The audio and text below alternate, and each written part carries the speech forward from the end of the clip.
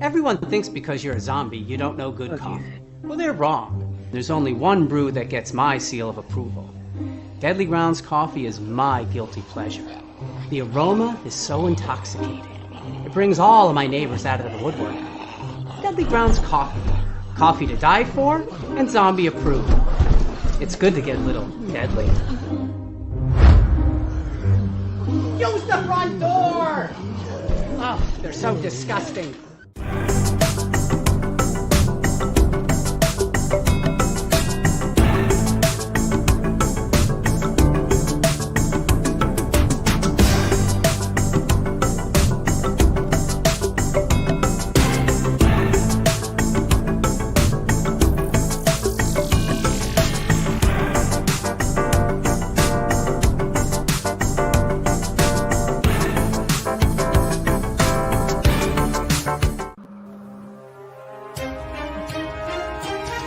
The Dorkening and all affiliated shows are not intended for anyone under the age of 18.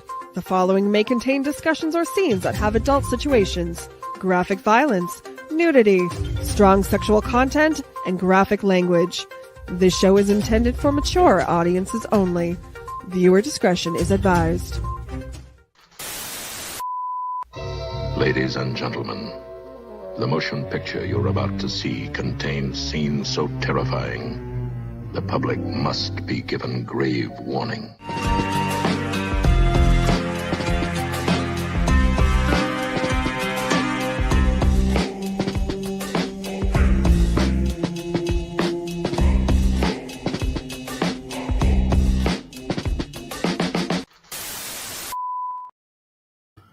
Hello and good evening, and welcome everybody to Shivers. It is Shivers tonight, not the Bloody Binge. The Bloody Binge will be tomorrow afternoon.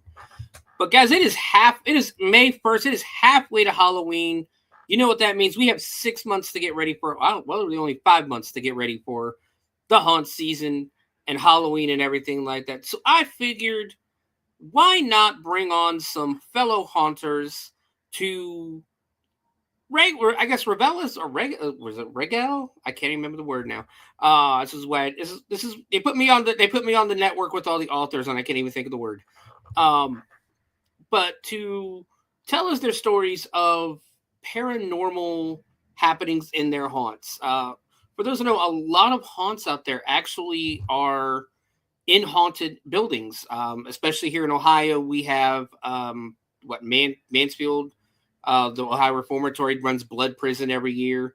That is extremely haunted. Eastern State Penitentiary in Pennsylvania, the Haunted Hydro up near Cleveland, and so many other across the country. Dent Schoolhouse is actually pretty haunted itself. Not to mention one of the best, one of the best haunts in the country, in all honesty. And even the dungeon, the Hell's Dungeon is haunted. I have not experienced anything there in the 3 years I've been there now, but they're haunted. It's said to be haunted. It's in the basement of an old basement of a shopping center. So, of course, it's going to be a little creepy in there. But tonight I have 3 fellow haunters from across the country. I think 2 of them are actually both from Ohio, and we do have one from Phoenix who's going to be joining us on the show tonight to tell us the tales of paranormal happenings in their haunts. And then afterwards, we'll get into the news and everything that we normally do first. We'll do that in the second hour. I want to jump right into some stories. So our first guest we're going to add him to the stage now. We're going to go ahead and add Rick Brown from Nightmare at the Infirmary in Monroe County, Ohio, correct? Yes. Yes. Okay, where what city? I'm doing fine, sir. How about you? I'm wonderful. So what city is it actually in? Is it just the county? The infirmary is actually located just outside the city limits of Woodsfield, Ohio. That's our county seat. And it was originally built as the Monroe County Poorhouse in the mid 1800s. So it stood there through the Civil War, and it has a lot of Civil War history, and this has an extensive history. Do you know a little bit about the history? Maybe just the brief description of it, real quick, if you don't mind. A lot, sure. Like I said, it was built in the mid 1800s as the county poorhouse. Anybody that couldn't afford to take care of themselves or whatever on their own was sent there. It also dubbed as a children's home until the children's home was built in the early 1900s. A lot of bad, tragic farming accidents happened out there. A lot of suicides happened out there. They had a lot of mental health issues out there that were untreated because it was the county poorhouse. They were just looked at as being not important. There are horror stories of the some of the residents being chained and caged in the basement of the facility, and that is 100% true. They were merely like I'm going to say Alzheimer's dementia patients today. Back then, they didn't know what was wrong with them, so all they knew was they needed to keep them out of society, so they chained them up. Also, right in front of them, if someone would pass away, they would bring bodies down to leave and wait on the morticians for up to 10 days. So these people that really weren't crazy, so to speak, had to sit there and watch a decaying body for up to 10 days right in front of them. It's just the stories go on and on and on. There's a lot of activity in that building. The very first night we were there, we saw a shadow person cross the hall. We had a door slam. We had some papers and stuff rustle on the floor, and I was firmly touched on the front of the shoulder. And the spirits that are in that building definitely let you know they're there. So they're probably not happy about people being there with how they were treated when they were alive. If they remember some with being Alzheimer's patients and that they might not remember, and that's even if it's right. God, I can't think of the damn words tonight. Because there's two types of hauntings, of course. There's I think is it reciprocal? The ones where where the spirits know what I think that's the word, where the spirits know what they're doing, and then there's others that are just essentially memories burned into the fabric of the building, like basically, Right. And these I think there's a little bit of both out there. Yeah, that is residual and intelligent. Yes. And thank you, Katrina. I believe there is both out there because there's things that they do that's obviously intelligent. I know the first weekend that we had our haunt, as soon as we closed for the evening, everyone was out of the building. The actors were coming out to get some air, and everything just broke loose inside, slamming doors, all kinds of noises from inside the old infirmary, and nobody in there. Damn, yeah, and it just seemed like they were just not happy that you guys. Right. Basically, it's pretty obvious. Yeah, it's pretty obvious they don't want you there, essentially. But we told them we were there to stay. And sometimes you have to do that. Right, and we meant no respect or disrespect. And I spent days on top of days out there, walking through the building. Lots of slamming doors, lots of footsteps, and up and down the hallways. Just tons of different things. Wheeled carts moving on their own power, the length of a hallway. We had several incidents happening while we're trying to set up. We put something somewhere and it gets moved immediately. They kind of toyed with us a lot. It did calm down for the second weekend, but I basically told them, I said, rest assured we will be back, because this is our new home and this is a very important thing. And I said, we're here to tell your story of anything else.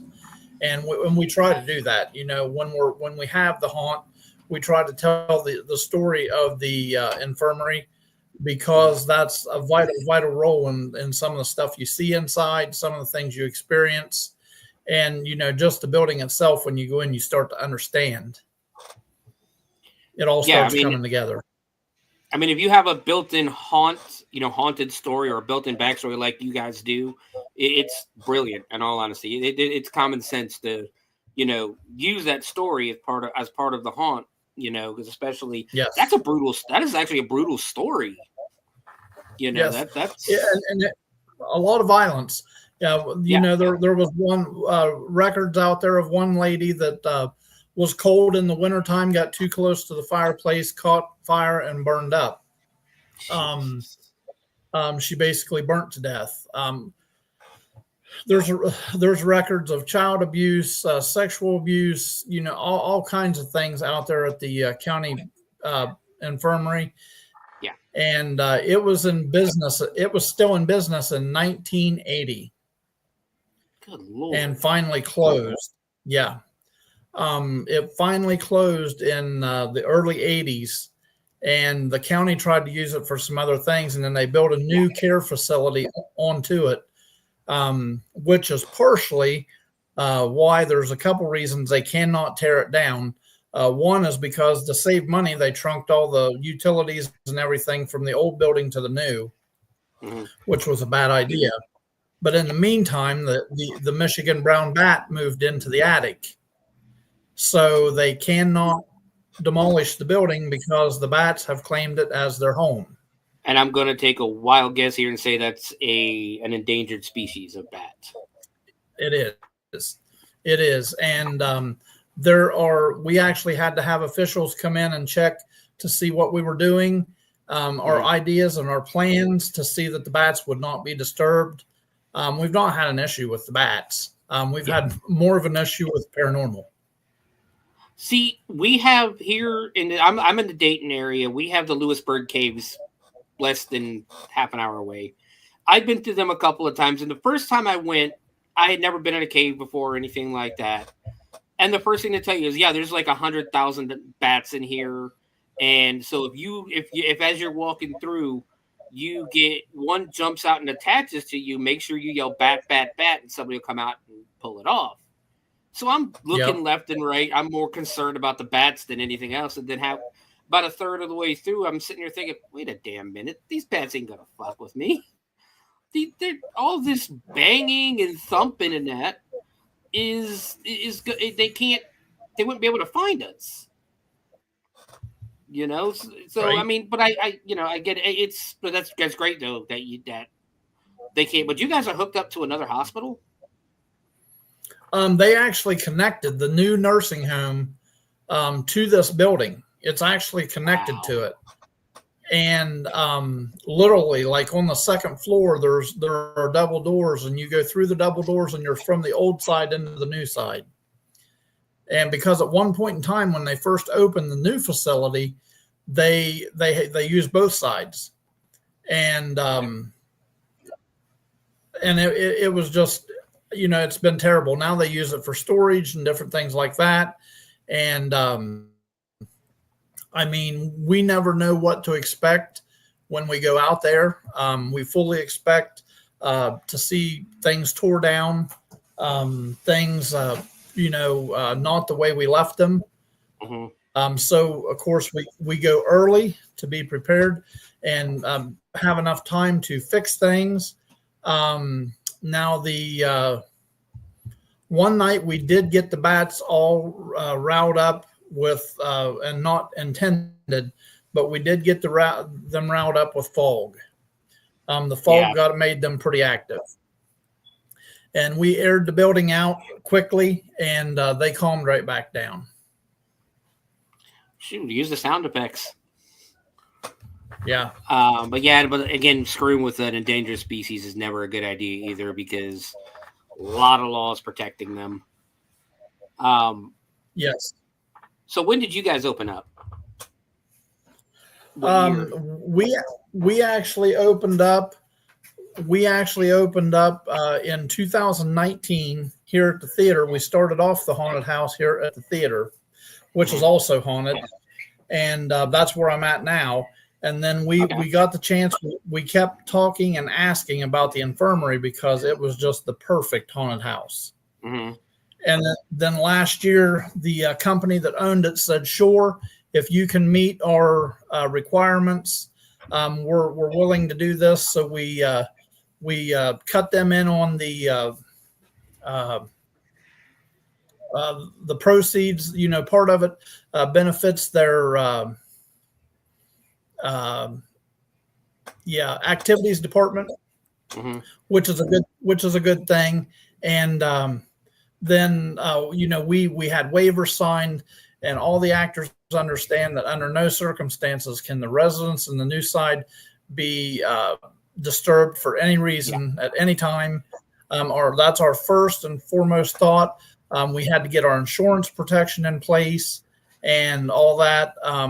So it was a pretty long deal getting everything together, but we finally did, and it was great. You know, and the company that owns it was actually thrilled to the moon because they said they appreciated how seriously we took it, what a professional job we did, and they loved the experience that we were able to give people in that old building. Which is always the greatest thing in the world when you hear that, you know, the people who own the building are happy with it, people who come through are happy with it, you know. Right. Hi, Jenny. Hello. Miss you on the show, Jenny. Jenny, for those who don't know, Jenny is one of the many people on the Owl Light Network, and she's normally my co-host on a lot of these shows. Okay. She's got a few things going on right now, so she's taking a little bit of a hiatus. You could say. Hopefully we get you back soon, Jenny. It was supposed to be me and Raz again tonight, but Raz had an emergency come up, so it is just me tonight. You guys are stuck with my pretty face tonight. But yeah, I mean that's great. So you guys, does the infirmary still run a haunt, or are you guys just in the theater now? Yeah. No. We are maintaining the infirmary. In fact, we have what we're calling a summer teaser that'll be the last weekend of June. We'll be open a Friday night and Saturday night for haunts, and then we'll be back, of course, in October for our main haunt. And we have food trucks out there, all kinds of stuff going on. We make sure that people have what they need. This year, finally, we're coming back out with T-shirts. We had to get rid of all the T-shirts from the theater before we could do the infirmary. So we finally did that. So this year we'll have T-shirts, and they are really cool. I can't wait to bring those out. That's great. I love haunt T-shirts. I always make sure when I go to a haunt, I always grab a T-shirt from the haunt. I have, so far from here in Ohio, I have the Hell's Dungeon shirts, of course, because that's where I work. I have a Dent Schoolhouse one, Land of Illusions, and Carnage. Well, that's the best way in the world to show everywhere you've been.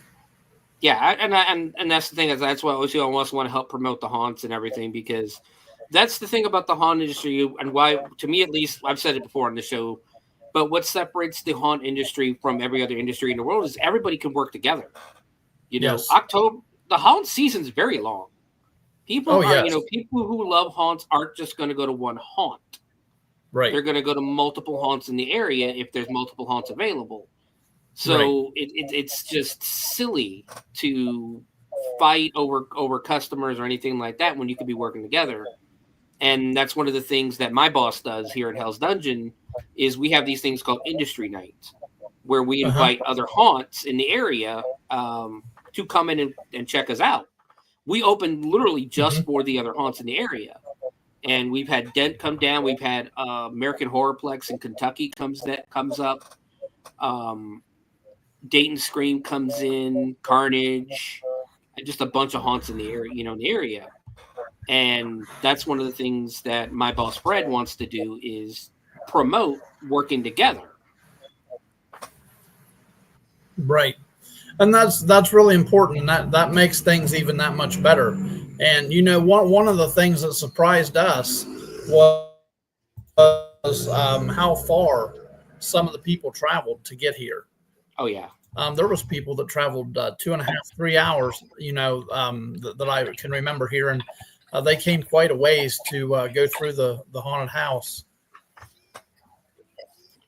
Yes, and we, believe it or not, we actually had Amish people come to our haunted house, which I thought was amazing, and they loved it. Yeah, that's shocking right there. I mean, Yeah, depending on I know different sects have different rules and stuff like that, but that's pretty awesome though. Like, I don't know how I would react to that. our community here, our Amish community, is very strict, and these ones kind of snuck around to come, but they loved it. Were they teenagers or were they older? They were younger. They were younger, but they were probably during Roomspringa. Yeah. So what you said you were doing one in the summer? What were those dates again? Yeah, it's the last weekend. I believe it's the 27th and 28th, or 28th and 29th of June. So last Friday and Saturday. I was just looking to see if I could see that for sure. You're looking at the 28th, and you said the Friday and Saturday, or the Saturday and Sunday? Friday and Saturday. It's 27th, 28th. Yeah. Yes. Very nice. Yes, and we'll have and something a lot of people give us a lot of credit for, and it keeps them coming back to see our haunts. It's never the same every time. You may there's 6 different ways we can have the people enter the infirmary, and we always make the entrance. The entrance this time won't be the entrance next time. The exit this time won't be the exit next time. Last time they come into this floor. This time they come in, they go straight to the 4th floor, and we keep it all jacked up so they never know what to expect. That's always great too. That would confuse that would definitely confuse people if you have to go into a different door every time you go. And if you guys just change it up like every year, like you just go in chronological order. We'll go to this door, this door, this door, and then after the 6 years, go back to the other ones. And yep, we'll just keep changing it up. And we tell them just show up. We'll show you where to go. Just show up. I like that. That's pretty funny. That'd be pretty funny though, because people, especially with us, is people expect to see Rufus as our mascot. They expect to see him in the front and in the very first scene, because that's where he's been for like the past 3 or 4 years. Well, last year we changed it, and we put me, the groundskeeper, in the front scene. And the first thing, like when Scare Factor came through, the first thing they said was, "Where the hell's Rufus?" He's in here, but I'm not going to tell you where. Yep. But when do you guys open for the actual season? Well, we'll be deciding that in the next couple of weeks. Last year we were open the last 2 full weekends of October. This year we're considering the last 3 weekends of October. We're really growing, and we're trying to grow with the attendance that we have. Jen, if that's you, you can definitely join. You could always join. But so yeah, that's great, man. It sounds like a great time. I might check you guys out this year if I get time. Because I'm on the fence of whether of retirement or continue going in the haunt industry myself. I've been doing this for like 30. This is my 31st year, and yeah, I'm on the fence about retirement or continue going. I'm probably going to continue going, in all honesty, but it does sound like a good time. Where are you guys located one more time? We are in Southeast Ohio in Monroe County, just about 3/4 of a mile outside of the city limits of Woodsfield. And you can also find us on Facebook at Nightmare at the Infirmary. Or you can Google Monroe County Infirmary and there will be stuff come up about it. Okay. Do you guys have a website? Right now, just our Facebook page. We're trying to work on the website. We got our theater's undergoing a $4.6 million renovation right now, so we're a little crazy with everything, but we're still trying to make things happen. Okay, well, that sounds. It just sounds like I said. It sounds like a great time. I'll definitely try to get up there to check you guys out. Are you guys only open on Fridays and Saturdays, or the whole weekend? Right now we're just Fridays and Saturdays, but we may look at extending the weekends too. We've always taken before into the fact that we had a few youth actors, and so we always kept that in consideration. What we did, but it's been great. Well, that's good. So, do you have any special paranormal story you want to tell? Like, do you have? Is there a specific spirit that people should look for when they come through? Like, I would honestly say if they're going to look for something, to watch for shadow people. There is a shadow out there that we've seen countless times. I'm going to say it's around 46 to 50 inches tall, and it just simply crosses the hall. The nursing home staff has seen it hundreds of times. We've seen it countless times. There's been paranormal teams that have been in out there. That's a hard place to get in to investigate because they had a bad experience with a couple teams, and they're really not too keen on letting any more in. I get that. But the shadow people are the biggest, and just be ready to be touched. So I think some people get touched there and don't realize it. It's very possible. Yeah. All right, Rick, thank you for joining the show. It's been a pleasure talking to you, sir. You as well. Thank you for having us on. Oh, no problem, man. I'm like I said, we work. A lot of us who work with the network are haunters.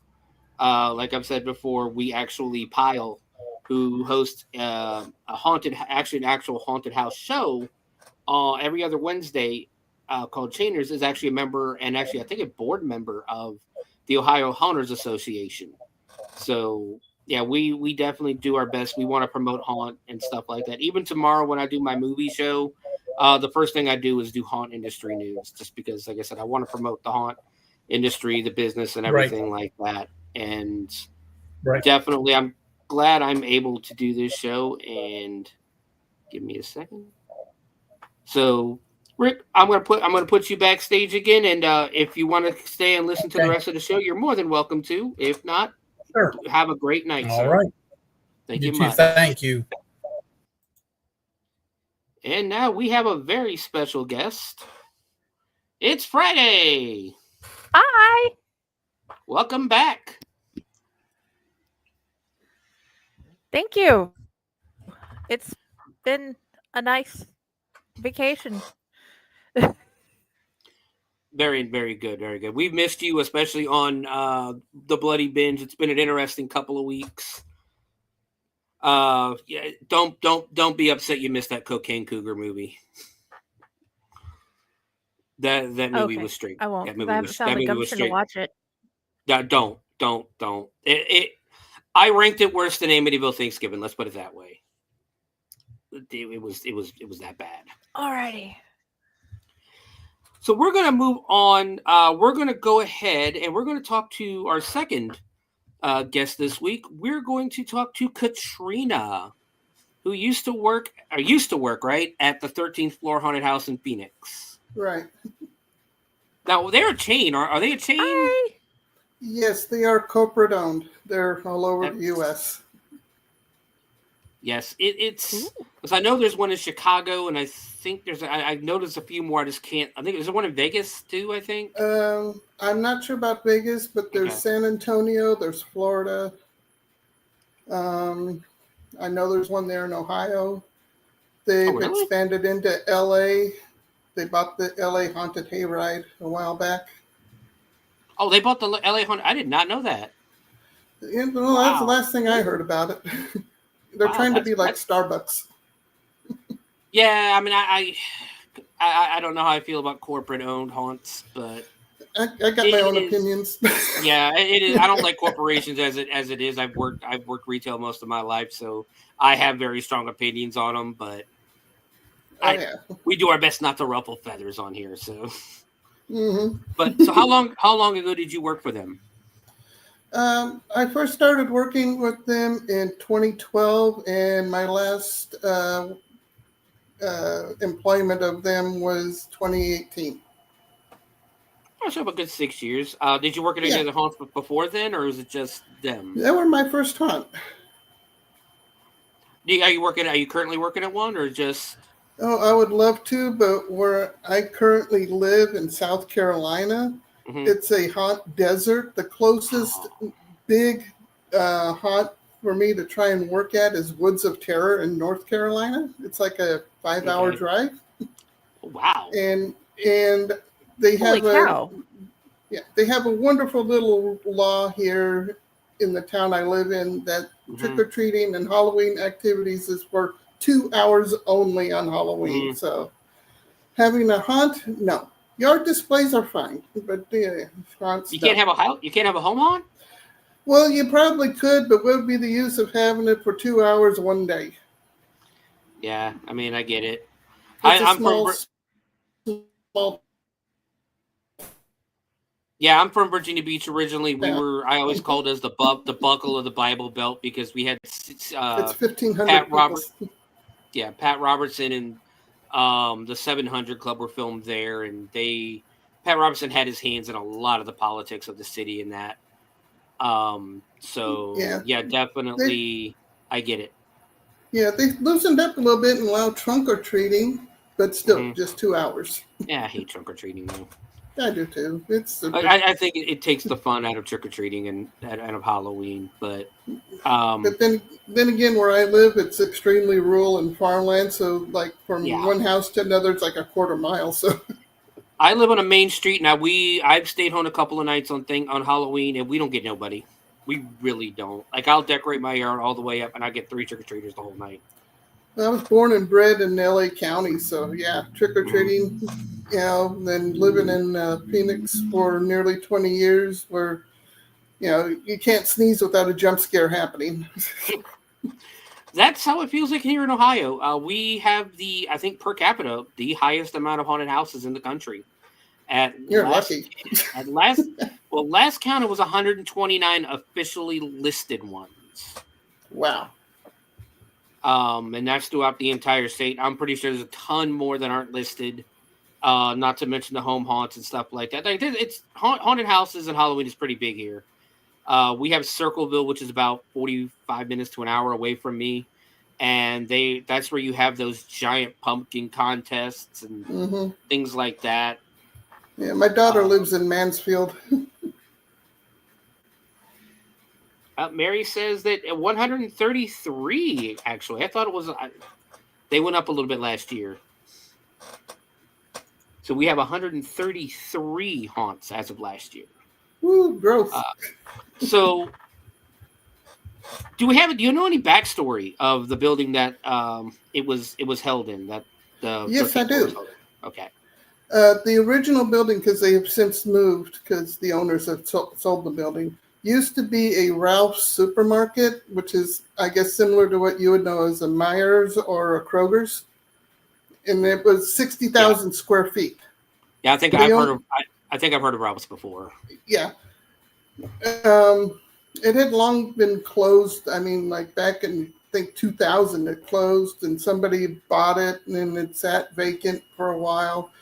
But the story that I was told was that there was an accident that happened there that involved the main butcher in the meat department. Okay. Where it was a full-on butcher department where you could say, "Can you cut this for me?" or whatnot. Mm-hmm. So they had all the slicers and the saws and whatnot. That he was cutting up a roast or something, and it hit the bandsaw hit the bone, and the saw blade snapped, and he died of his injuries. Well, I'm not gonna lie. I don't mean to interrupt. I used to work at a grocery store, and I was going to work in the meat department just like that. And they were having me do the bandsaw. And I'm like, this is scary as shit. This is the scariest stuff that I've ever dealt with. And I've worked on a farm. I've had to move a bull. I've had to move animals and stuff like that. But not the thing that worried me the most was that bandsaw kicking back like that.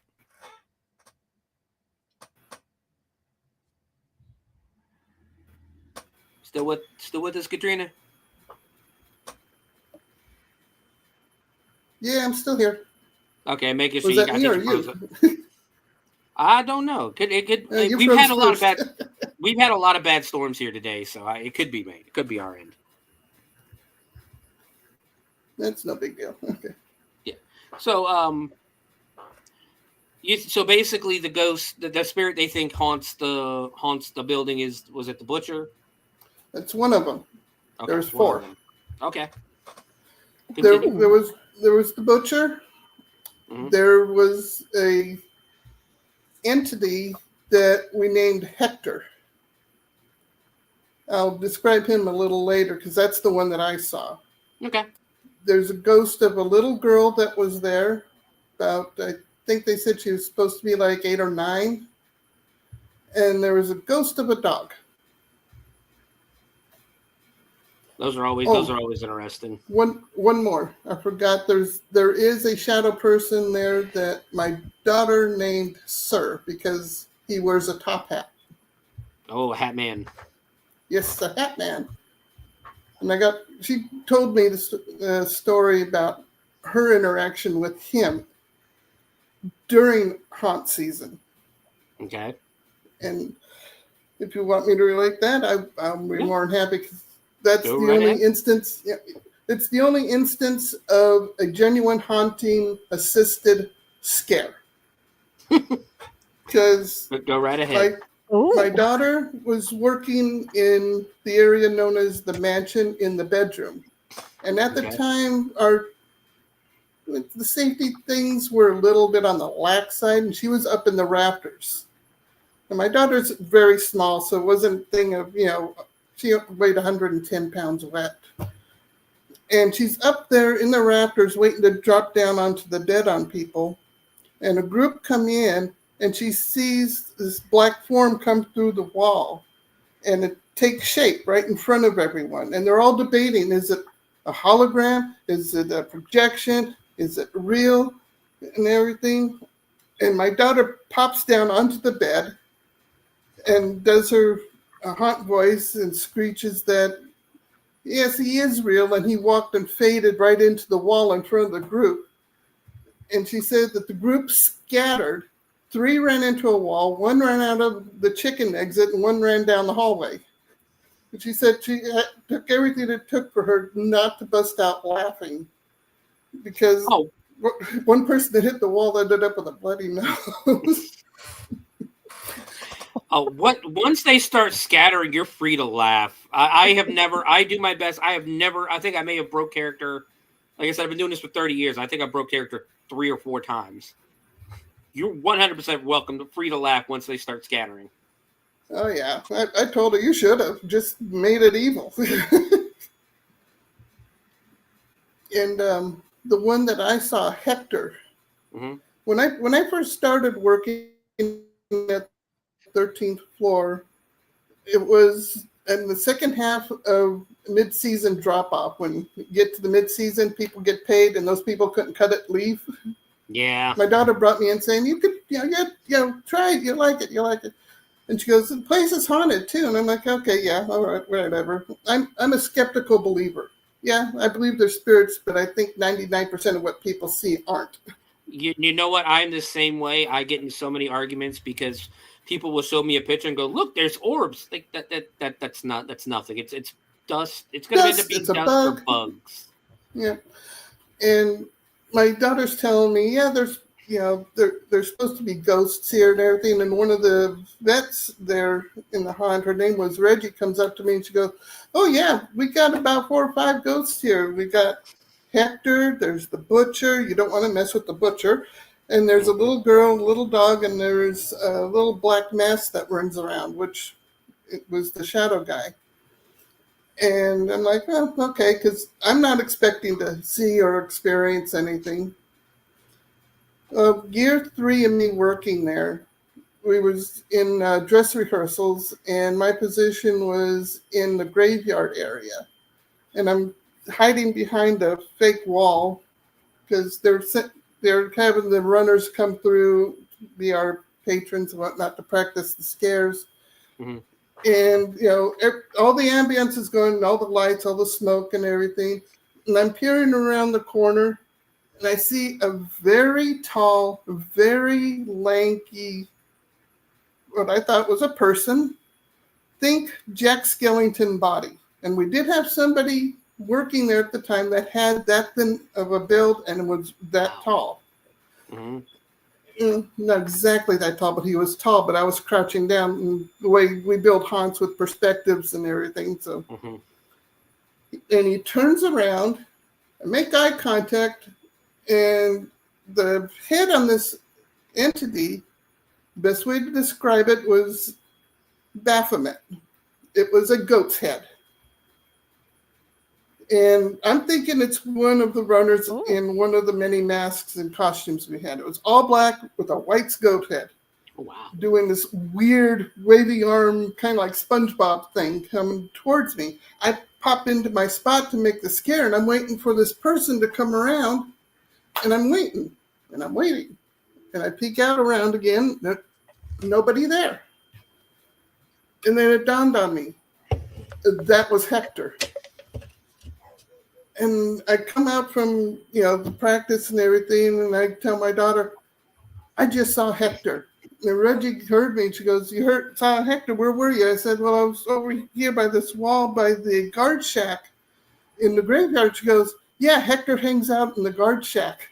And I'm like, oh, gee, thanks for telling me this. It was the one and only time that I ever saw him. And it was rather interesting because if I think about it, mm-hmm. height-wise, he had to have been at least 8 feet tall. Not an exaggeration. Is there a backstory for Hector? No, there is not that I know of. All I was told is what he looked like and where he hangs out. That sounds like a demon. But he didn't have there was no bad feeling. There was no menacing presence. There was no fire, brimstone smell, nothing. To me, it was just goofy. Oh, yeah, no. I mean, it was scary. I mean, if I realized I was a ghost, I was like, all right, guys, you know what? I've had a great time here. I'm going to go ahead and call it a night. I'm heading home now. I don't play around with that kind of stuff. But, yeah, that's just it. Because the way you're describing it does sound like a demon almost. But it doesn't, like you just said, it doesn't have the telltale signs. No.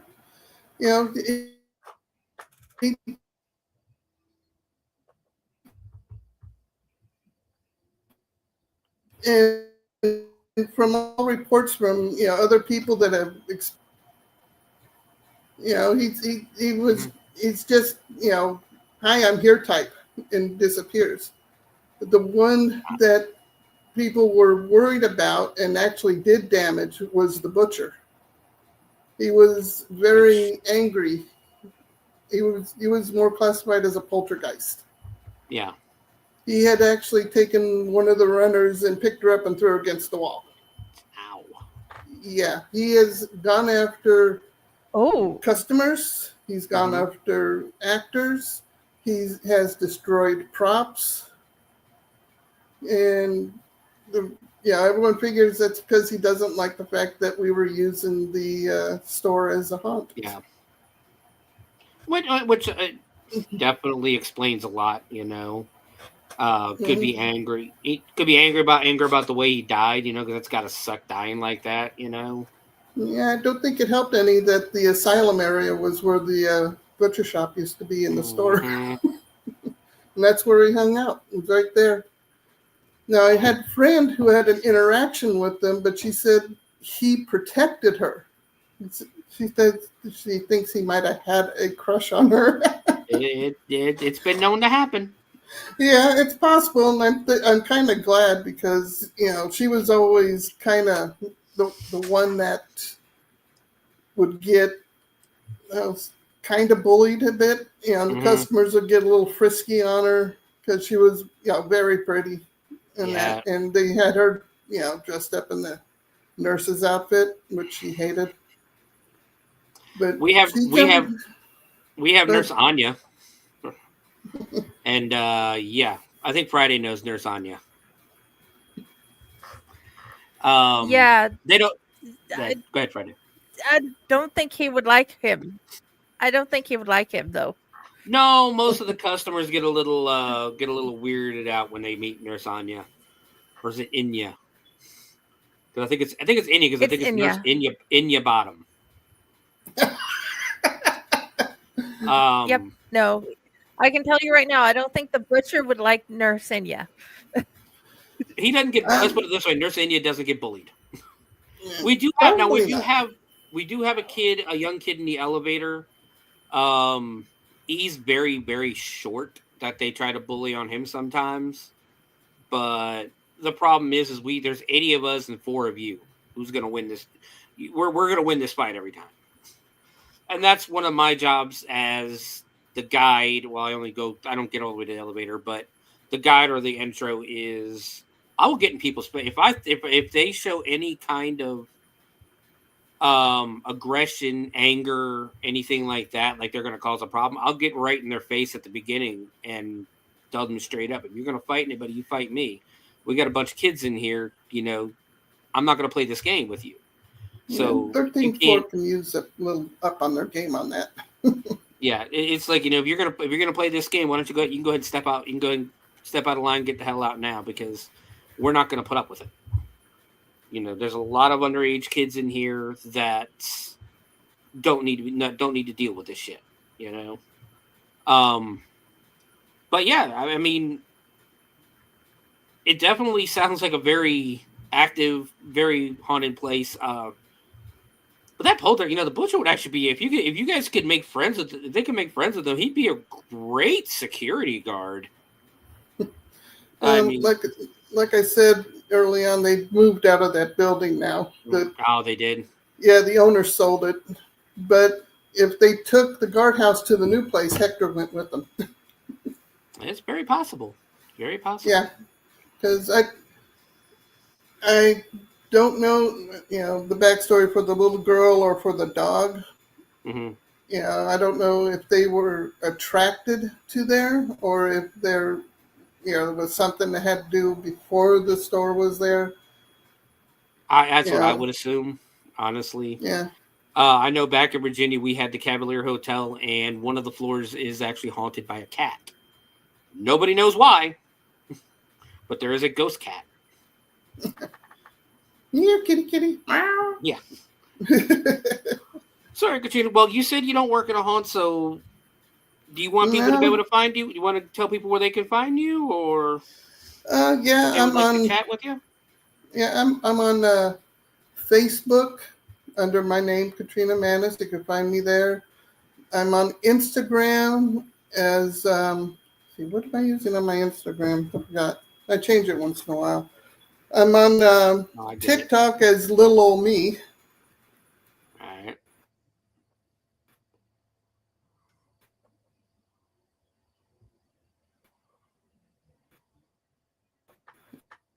Let's see here. Instagram. What's my Instagram?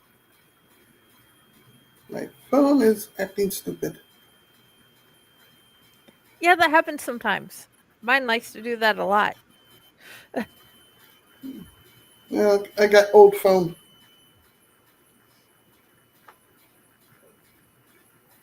Come on. Give me my profile. Okay, the username on Instagram is haunted_doctor049. You'll see a plague doctor image there. That's my character. Okay. Well, Katrina, if they want to hire me, I am a very good scare person. I was icon for 2 years for 13th floor. How close are you to Greenville? Because I know Greenville has one, I thought. Greenville, are you talking North Carolina or South Carolina? South. Greenville, South Carolina is about 3 hours for me. I am 45 minutes of Myrtle Beach. Ah, okay, there it is. Yeah. Hermes didn't have a year-round haunt? They have Ripley's Believe It or Not haunted house. I'd say because I work in Virginia. Round.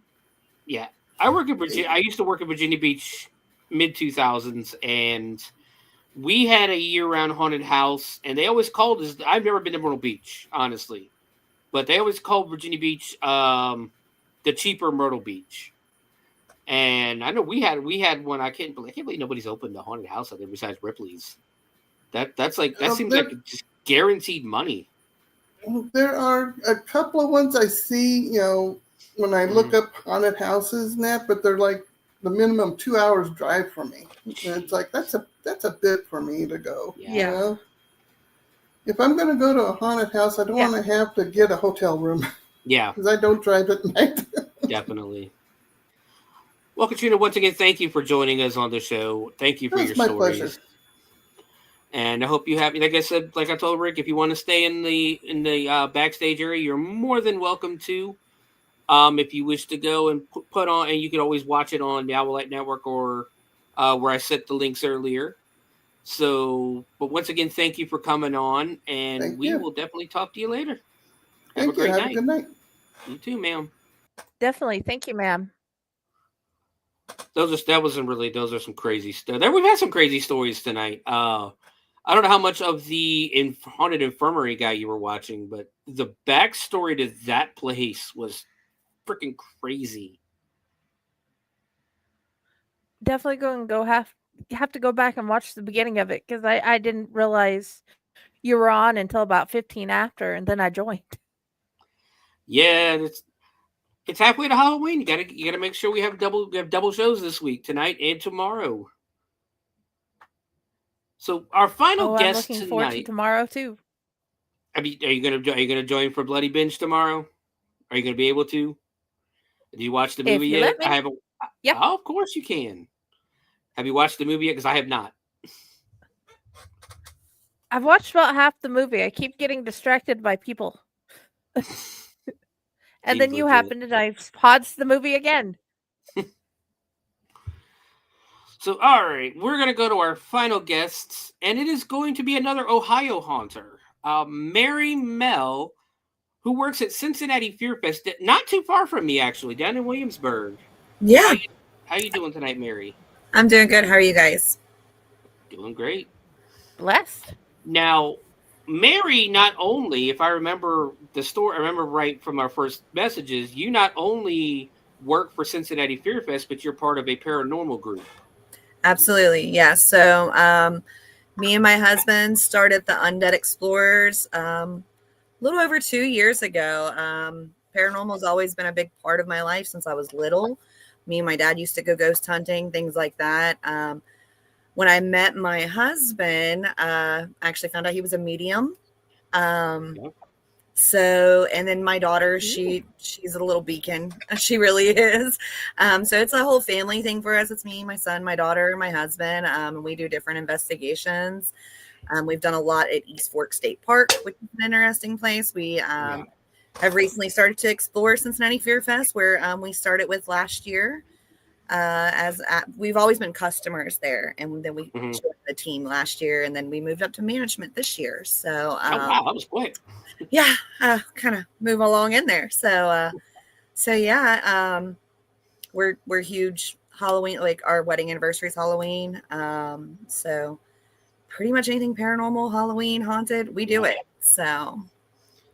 That me and my wife at least are the same. I can't get my kid off the damn TV screen half the time, but me and the wife, like we're going. We go to horror movie conventions all the time, but being in the horror movies, working in the haunt industry for as long as I have, and that we're the same way. Like we have a gothic trade show coming that a lot of people. I'm thinking about going, but a lot of people are saying it was. I guess they changed their name from last year to this year. And I've heard not good things about it, so I don't know if we're going to be going or not. But yeah, we try to do a lot of kind of stuff. So I haven't been to I'm not gonna lie, I haven't been to Cincinnati Fear Fest even before it changed its name to Cincinnati Fear Fest, because I know Yes. So we used to be known as Terror Town All Hallows Eve. And last year we partnered with another haunt in Michigan, which is Hush Haunted Attraction. They're a year-round haunt. They're like a haunt bar. Yeah, in Michigan. Wow. So we partnered with them last year, and we changed our name over to Cincinnati Fair Fest last year. So it's always a place I wanted to visit, even like not even at Halloween, because I know it's in an old West town kind of. Absolutely. Actually, my backdrop, that is our town. Mm-hmm. If you see the backdrop there, that's our old West setting town. Ooh. So Yeah. we have the whole town. We have our trail has always been our big thing. And then last year we added 2 new haunted attractions. So we had a sawmill haunted attraction, which is like a walk-through house type building, and then our theater. So we actually have 3 haunted attractions, the town, 2 secret bars, 2 full service bars, and live bands, entertainment. So one price gets you into everything. Of course, there's like add-ons and stuff that you can, fast pass lanes, all that kind of stuff. But yeah, you can literally spend the entire night there if you want and not run out of things to do. We do shows all through the town all night long. So yeah, I've seen some videos from Scare Factor, and it looks like an awesome time as well. So definitely something I'll be looking into this Halloween. When do you guys usually open? Our opening night this year. So we have a couple special events prior to opening, which is the first and second weekend. The first weekend of September, we have Camp Zool that comes in, and they'll have it for the weekend. We'll have the Haunted Trail open. We won't have the other attractions open, but we'll have that open during Camp Zool. Then we have a Bluegrass Festival the second weekend, and then that following weekend, the 20th of September, is our opening night. So, are you guys open just Friday and Saturdays, or do you guys open other days? So in September, we're just Friday, Saturday. October, we do Thursday, Friday, Saturday, and Sunday. So we've upped it up to 4. And we run all the way until the first weekend of November. So I might talk to Raz to see if we can get a group to come down there on a Thursday night, which probably shouldn't be that big of an issue to get. Yeah, Thursdays and Sundays are. Last year we started the Thursday, Sunday last year, so it was kind of new. But we still had a pretty good turnout on each night. It wasn't like super busy, but yeah, if you want a little more of a relaxed atmosphere rather than that crowded, atmosphere that we get on the Fridays and Saturdays. So. Yeah, and I could assume Friday and Saturdays kind of gets a little rowdy in that. So if you want to come with your kids, the best time would be a Thursday or a Sunday. Absolutely. We try to make it family friendly as much as we can, but making people understand it is a haunt. So we do advise 13 years or older, just because of language. There is bars, things like that. Prior to last year, we were a complete touch haunt. We are no longer doing touch, but we are bringing some of the blood scenes back this year. Nice. So there is going to be some scenes that you might be able to get bloody in. Just saying. That's everybody's favorite thing. I love when you actually get blood on somebody or something like that, and they just start freaking out, and you're sort of like, it'll come out in the wash. Don't calm down. Right. It'll come out in the wash. It's water based. You're fine. So, where did you get is this your first haunt ever working, or have you worked other haunts before? This is my first haunt that I've ever worked at. My husband works there as well, and so does my son. Me and my son, this is our first haunt. My husband used to work with Dent USS Nightmare. Oh, wow. He did the Wilmington bus ride back in his 20s and stuff. He's 40 now. So he didn't want to get back into haunts. But me and my son we got into it, and then he kind of tagged along with it. So it's one of those things that doesn't leave your blood. Yeah. It really doesn't. But those are some of the bigger haunts in this area too. Like I love Wilmington Hollow, the Wilmington haunted hayride. Friday, because Friday actually lives in Texas, so I'm pretty. She's never. I don't know if you've ever heard of the Wilmington one. Have you, Friday?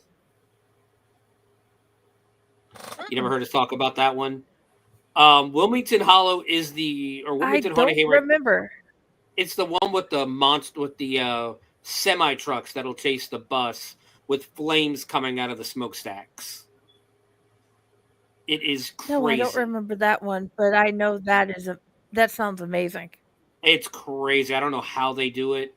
It's just amazing because they're like not going slow either. They're going full speed. Like these trucks are getting it. But I digress. Oh, yeah. I'm sorry.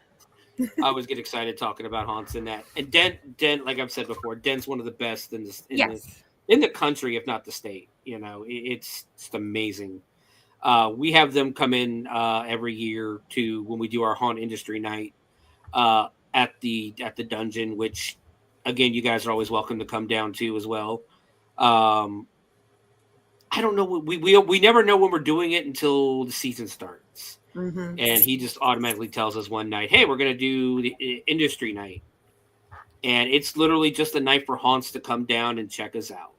I think Dent does something like that too. I seen last year, like if you came in some of your haunt gear, they give you it's 20. It's like a little badge or a patch or something that they were giving out for it. So and it's like $20 versus the almost 30 I think that they charge or something. It's a good discount. Yeah. They don't close on Sundays, so they don't, they're open on Sundays, so they can't, just get people in. Plus, it's actually better that way because a lot of times when you do an industry night and you tell the kid, to tell all the actors, hey, we have all these haunts coming in and they get to go through for free. Can you? And you guys aren't going to get paid for this night. Can you show up? Right. I don't know about that. You know how kids can get sometimes. Yeah. But, we have a couple. I know Twisted Trails came and seen us. Land of Illusion. Some of their actors came to see us last year. I thought I heard someone say Haunted Hoochie had a few people there. Oh wow! So yeah, that's another one on my. That's another one that's on my bucket list. I haven't lived here for 12 years and I haven't not gotten to go to Haunted Hoochie yet. Yeah. So where do we get started with the haunts, with the haunting, the paranormal? Okay, so paranormal, there's not a whole lot of history to the land. So they purchased the land back in 2019. One of the most prevalent thing, I think, that where some of the paranormal comes from, we have a residual energy there. There was actually right after they'd purchased the land, the story that I was told was the police had showed up for a missing man and his phone had pinged on the property. And so they had asked if they could search the property. When they went out to the wood lines, they had found that the man had took his life in the wood line.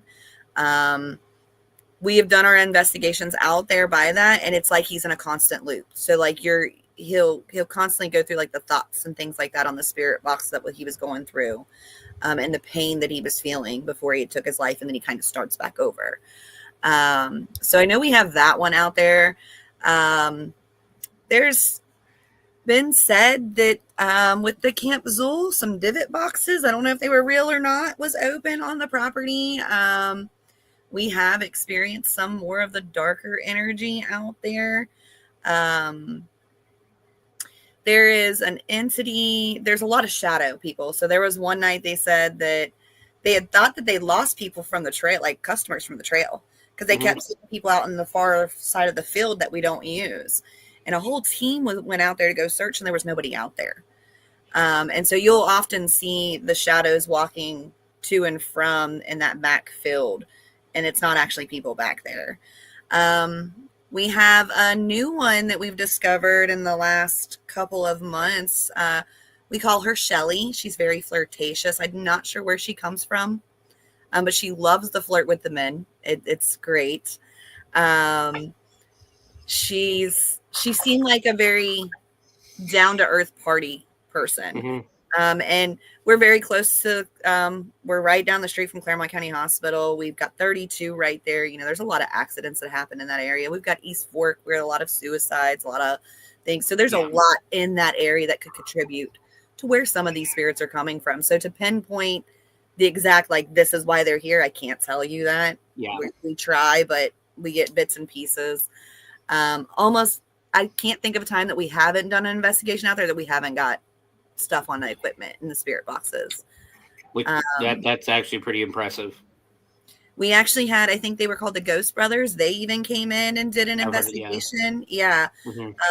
They posted a video on YouTube of theirs. I don't know how they got their stuff to work. Every time I record, when I go back to see, it's all disrupted or distorted. And I'm like, why do you guys keep messing up my footage? I can't use any of this.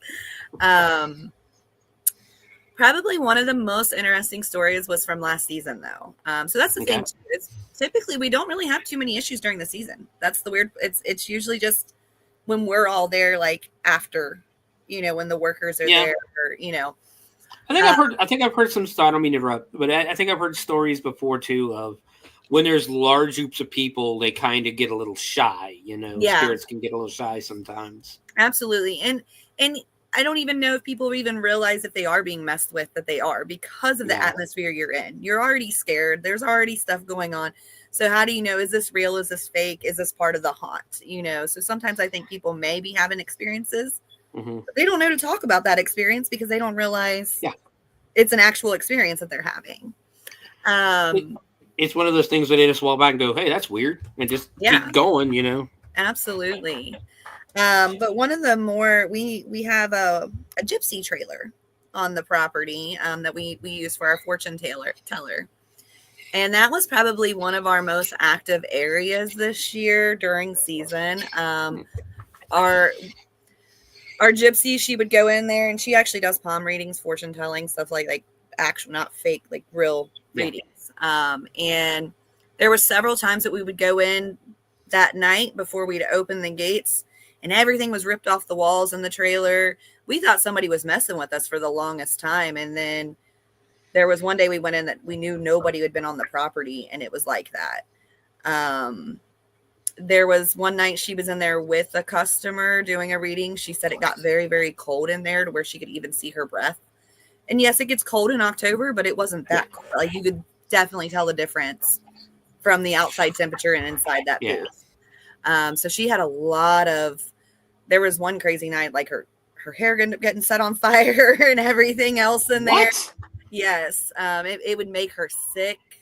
There were it got to a point where she's like, I'm not going back in that trailer. Like, I just can't do it. They don't like her, apparently. Yeah. I don't know what it was about her, but it was on her pretty hard. So I have to ask though, how did her hair get set on fire? She was doing a reading and she had a candle in there, and I guess when she was sitting there doing it, and I don't know if she leaned over the candle or what happened. She said the next thing she knows, it felt very warm and her hair was on fire. So, yeah, I don't know if they actually did it, if she did it, if it was a combination of everything that was going on, because that was one of the more active nights of here. But yeah, she was. And then it was funny because she had called me, we had left, and she had called me and she's like, yeah, I just left. And it was 2 a.m. and I'm like, I didn't even know you were still there. No one even knew she was actually still there in the trailer. Wow. Yeah, it was one of those crazy, crazy nights. But have you guys ever thought of putting a camera in there for when no one's there or something? So we have done a couple solo investigations with just a camera, spirit box. There's some interesting things that come across the spirit box, but they don't really move nothing when the camera's on. It's they'll mess with the equipment, but they will not move anything while we're recording.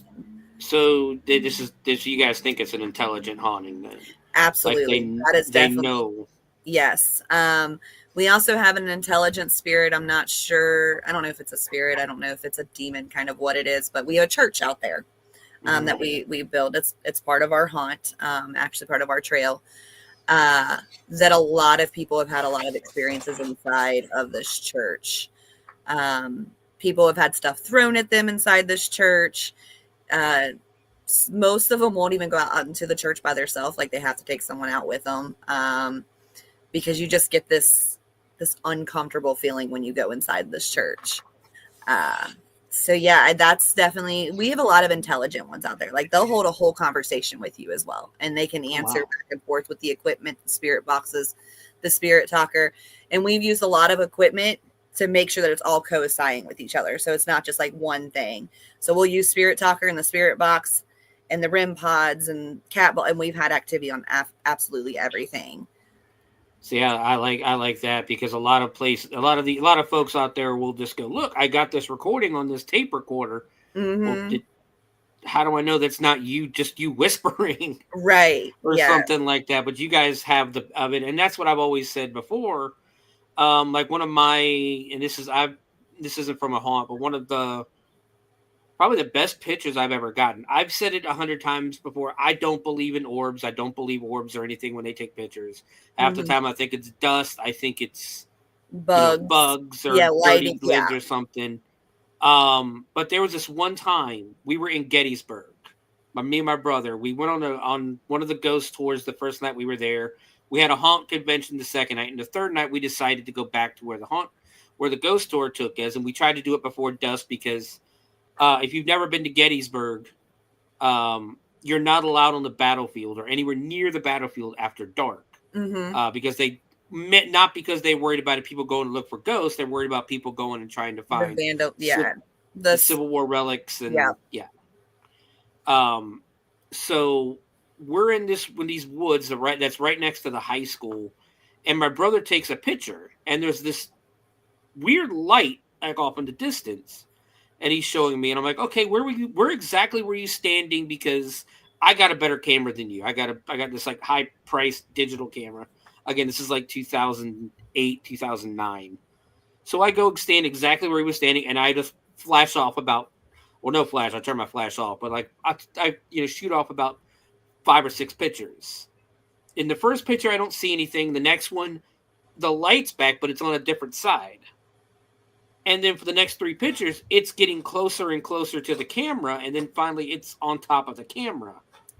And that's why I tell people all the time, if you're going to go, investigating, make sure you have enough evidence to back up what you find. Yeah. That's why I said, and that's why I love that idea that you guys have all these recording devices going at the same time. We are huge with debunking. That's actually one of my favorite things to do. Because like I love the ghost hunting. I love watching this stuff. And there's so many out there on YouTube right now. But what I hate is when like you're watching it and they hear a noise. Come in. They hear a noise and they're like, oh my God, it was a ghost. Like, I hate that. Like, investigate it. Find out. Like, I will literally sit there and like watch stuff over and over to see, can I debunk this? Was there someone talking at this time? Was this going on? Because I truly want to know, like, what is this? Is this something in the atmosphere? Is this an actual entity or spirit? Like, what is going on? Yeah. And that to me is the fun part of it all. And then 100% that, I'm big into history and things like that. Like, I'm not going to lie. I used to watch Ghost Adventures all the time. But when they started moving away from the historical part of it, like where they spend like the first, half of the show, almost the 45 minutes of the show, talking about the history of the building, the dark history, what's happened there and that, then get into the investigations. I loved that. When it started being every freaking haunting, every location. Well, that's a demon. That's a demon. Yeah. No. Can you go look? Right. That's like we've tried to do some of the investigation for because I'm big on that too. Like I want to know, why is this place haunted? What is going on?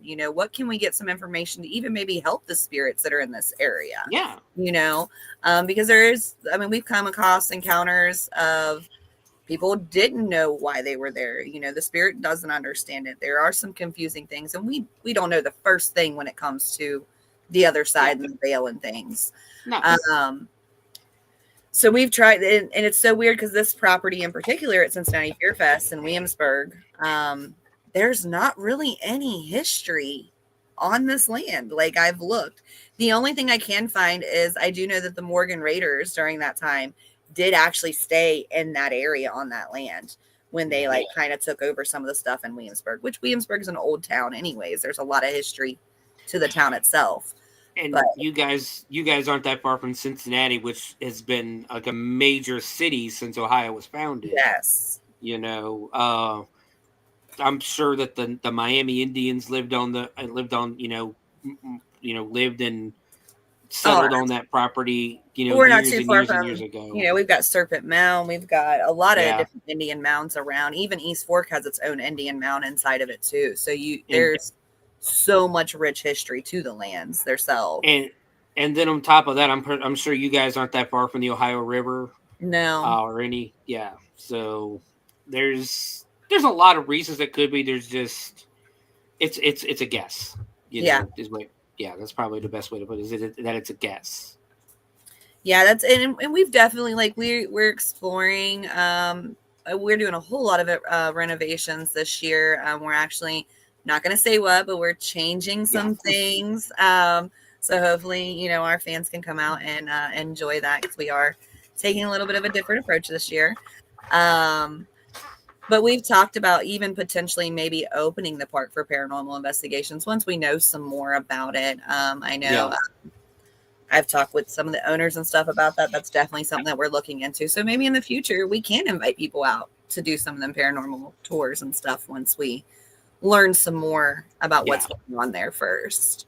Which is because you don't want to also, I guess, taint the evidence with with all these people. Because like I said, that's the bad thing about Gettysburg is when you walk down the street in Gettysburg, it's literally you're getting bombarded with people. Do you want to go in a ghost store? Do you want to go in a ghost store? Do you want to do this? Do you want to do that? Like it's what it's all become. Well, it was like that before Ghost Adventures, but Ghost Adventures didn't help. Right when they went through there. Like the old orphanage, it's a Civil War museum now, but in the basement they still kept it the same way. And like, there's just I'm telling you, like, I'm not even exaggerating. I don't know if you've ever been to Gettysburg or not, but yeah, it's actually where my son had his first experience with the paranormal was in Gettysburg. So yeah, and it's such a beautiful. I love the city. It's beautiful, but the amount of ghost hunts and ghost stores and all that stuff. That's all it really has became. Yeah. Which that and ice cream shops. Yeah. Actually, one of the things that I did forget to mention too, of a reason of why ours could be potentially haunted, is a lot of our props are authentic props. So like we've got, we have lobotomy tools that were actually used. We have caskets that have been used for showings. So they wanted to make it the most authentic experience. So the owners actually brought in things from the time period, the 1800s, legit things that were used, in that time period and on people, eBay shopping and stuff. A little more than I care, I'm going to have that stuff in my home or nothing, but that again could also be part of the haunt part. It could be something attached to that casket or those tools that were used on them. So those are always something to look for too. Like, it might not be your property. It might not be the it can literally, or people can bring them in too. There's been several times that we've had different people out there and we get different spirits, but when those people aren't there, those spirits don't contact us or don't show. I don't know if they just don't want to speak to us or if they're with that particular person. So there's so much to the paranormal world to really decipher, to figure out where does it all come from. There is, because my wife and I were talking about going down in Louisville during Halloween. I think it's the weekend before Halloween. They have a horror movie festival down there called Scarefest, and it's one of the bigger ones in the country. The Warrens' son-in-law is bringing Annabelle, the actual Annabelle, to the convention, and I'm like, I'm not going anywhere fucking near that thing. Like, and I don't believe that. I'm one of them people that think the Warrens were scammers. At least Ed. Right. I think at least Ed Warren was a scammer. Lorraine, I think she had good intentions, but I think Ed Warren was a scammer. And even I'm like, no, I'm not going anywhere near that damn doll. Right. I don't care if it's behind glass. I'd like to know how they moved her to the portable one, because I wouldn't be moving her out of that glass. That's all I gotta say on it. So the son-in-law's an idiot. That's probably the best way. There's a video up of him having her out of the glass. Of how he blessed it. Yeah, how he blitzed the new home for her, the portable home, and how they moved her over. Oh wow. So Between that and Zach Bagans touching her yeah, on the show. He's another one of those guys. I mean, he seems like a likable guy, but straight up he's a douchebag. Yeah. Yeah. Again, it goes back to that. This is a demon. This is and it's like, Yeah. where's your proof? What did you do to investigate that? Did you ever watch the Demon House that he made? I He made have. like Yes. that movie honestly is what completely, because even before I was like the whole time watching the show, but when I watched that movie, that's when I firmly and fully believed that he's completely full of shit. Yeah. Yeah. That's why I said I love watching them, but there's so many of them out there that I'm just like, this is so much for shit. And we love taking people that don't know. Like, I love taking people on an investigation and truly showing them how to do it. Like, that is one of the fun things for me. Explaining how things work, showing them what to look for, how to debunk things. Because I think that's one thing that it's the ghost hunting in the paranormal world has blew up so much, because it used to be this big taboo thing that no one talked about. And now everybody's doing it. But there's a right way to do it and a wrong way to do it. And understanding this isn't something to play with. Like, this is real, and you can cause some serious damage if you don't know what you're doing.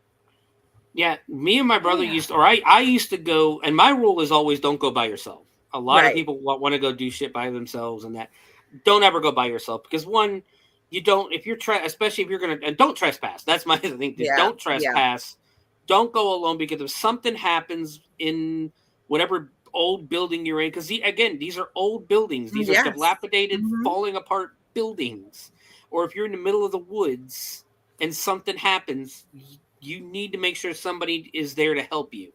Absolutely, yeah. But I used to go to Colonial. Again, being from Virginia Beach, I used to go to Williamsburg a lot, and I used to go to Colonial Williamsburg all the time. Now, a lot of those buildings in Colonial Williamsburg, they're said to be haunted, but at the end of the day, a lot of those were moved to where they are. I mean, that doesn't mean they're still not haunted, but they were moved there by the Rockefellers when they purchased the land. The Peyton Randolph house, the George Wythe house. I think the George Wythe house was there, and then the mansion, the governor's mansion, is there. And then the jail. Now, this jail is infamous because it held. That's what a lot of people don't realize is when Blackbeard was killed, it was off the coast of South Carolina. But it was the governor of Virginia that sent the crew to kill him. And they brought, his crew back and his head. They say they brought his head back. There's a place in Hampton called Blackbeard's Point where this is where they said they put his head on the pike. But in that jail they did keep Blackbeard's pirates, some of his crew. And we were there late one night. You can go through Colonial Williamsburg whenever you want, because it's on the college campus. And people actually live in Colonial Williamsburg. People still own houses there. They didn't buy all the houses in that. But me and my brother were there late one night. It was probably about 11:30, 12 o'clock, walking through. And he wanted to go down by the jail. And then my body just stopped. I couldn't walk anymore. And I'm like, no, we should not go down by the jail. And my brother was like, no, we really need to. No, we're not going. I'm not going to the jail. You want to go? Go. I'm not moving from this spot, because everything inside of me right now is telling me don't go anywhere near that damn jail. And he decided he wasn't going to walk down there by himself. So we turned around and we left. But like, I can't explain. I've never had that feeling come over me before, where I don't want to walk over there. Hey, yourself is the best tool when you're ghost hunting. Yes. It truly is. Like, trust your instincts, trust your feelings. That's going to be a big part of it. Like, don't know when to stop too. That is a big thing too. If it's getting too bad, if you're getting that, you need to stop right then and there. Like, we're really big too on, like, we won't mess with like the Ouija boards. We don't mess with like seance stuff. Like to me, that's not scientific. That's not ghost hunting. That is entering into a whole different realm that you don't need to be in. So unless you know what the hell you're doing. Right. That's the thing. And a lot of these people who are doing these seances, they don't know what they're doing. Like I said, I'm not the biggest, and I'll be the first to admit, I'm also not the biggest believer in Ouija boards. I'm sure weird stuff happens with them, because essentially, yeah, they could 100%. There's no reason they couldn't talk to a spirit or talk to a demon or something through the Ouija board. But I don't mess with them like I said, just because it's no. It's one of those things where I don't, especially growing up. I'm not the most religious person in the world.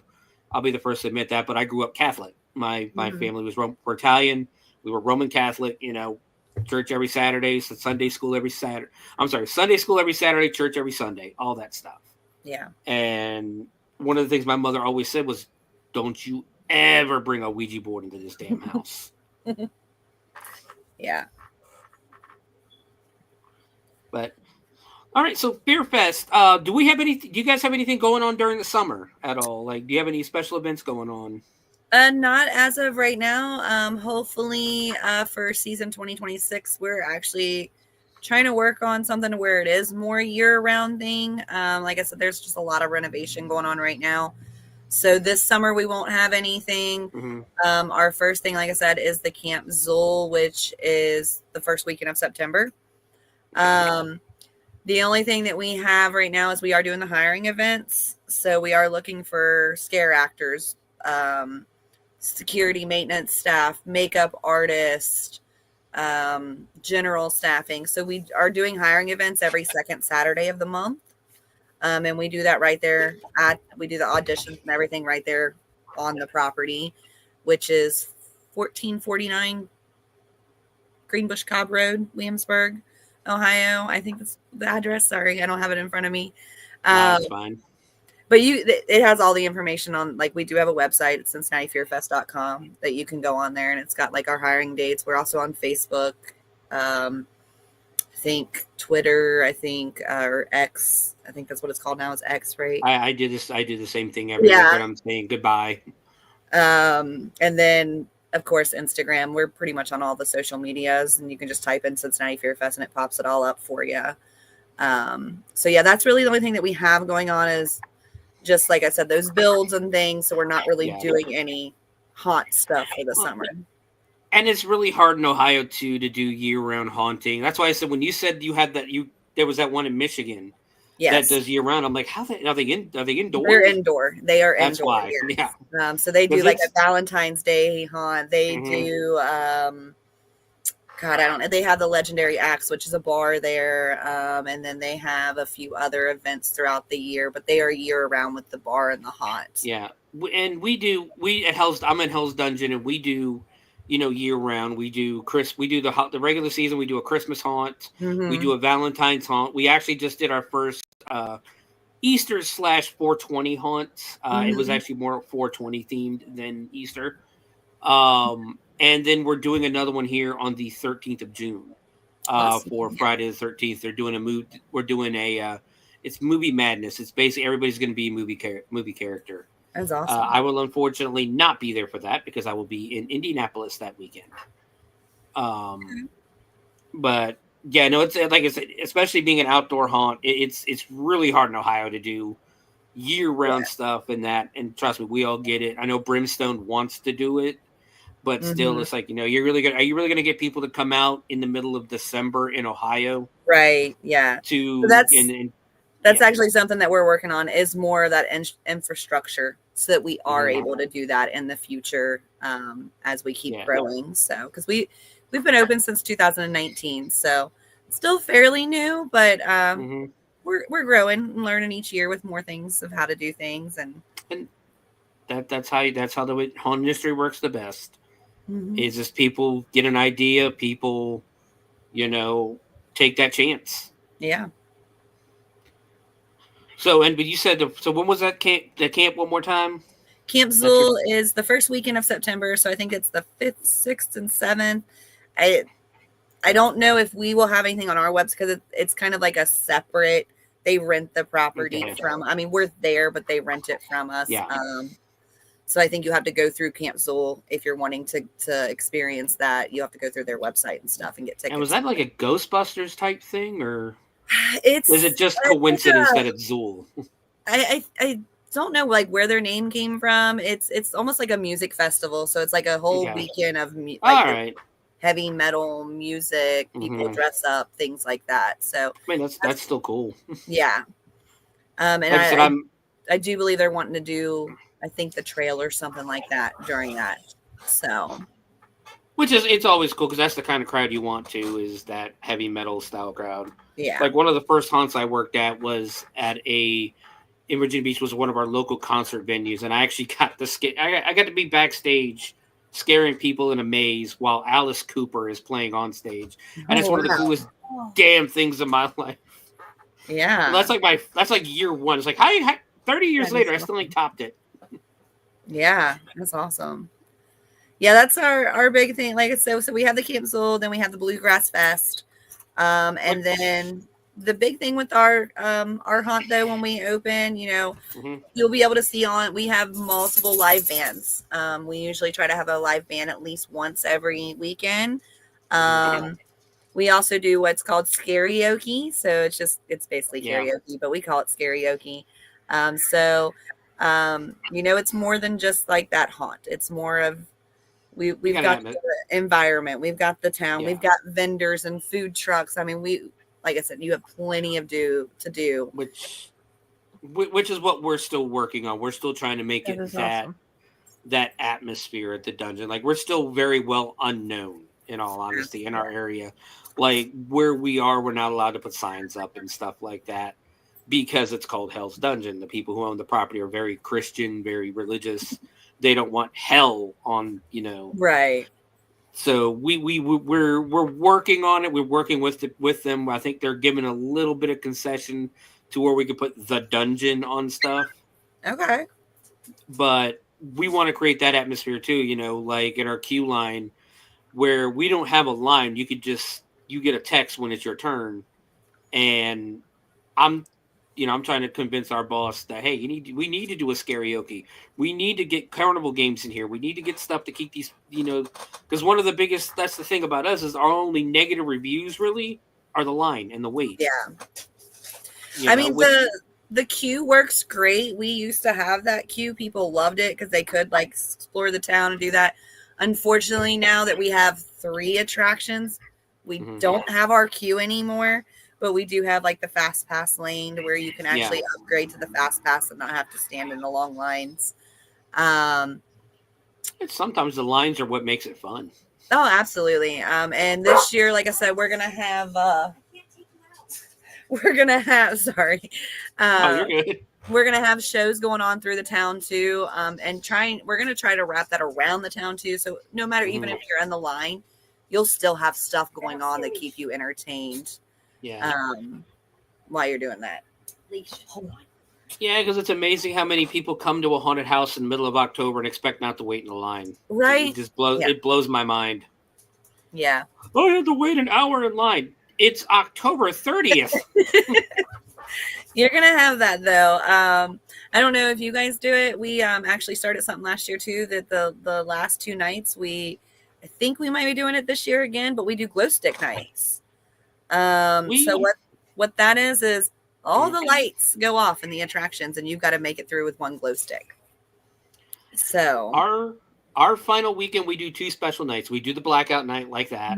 Last year, we actually, during those really bad storms in October, we actually lost power one night and we still opened. Like we're indoors. We had no power the entire night. We made it work.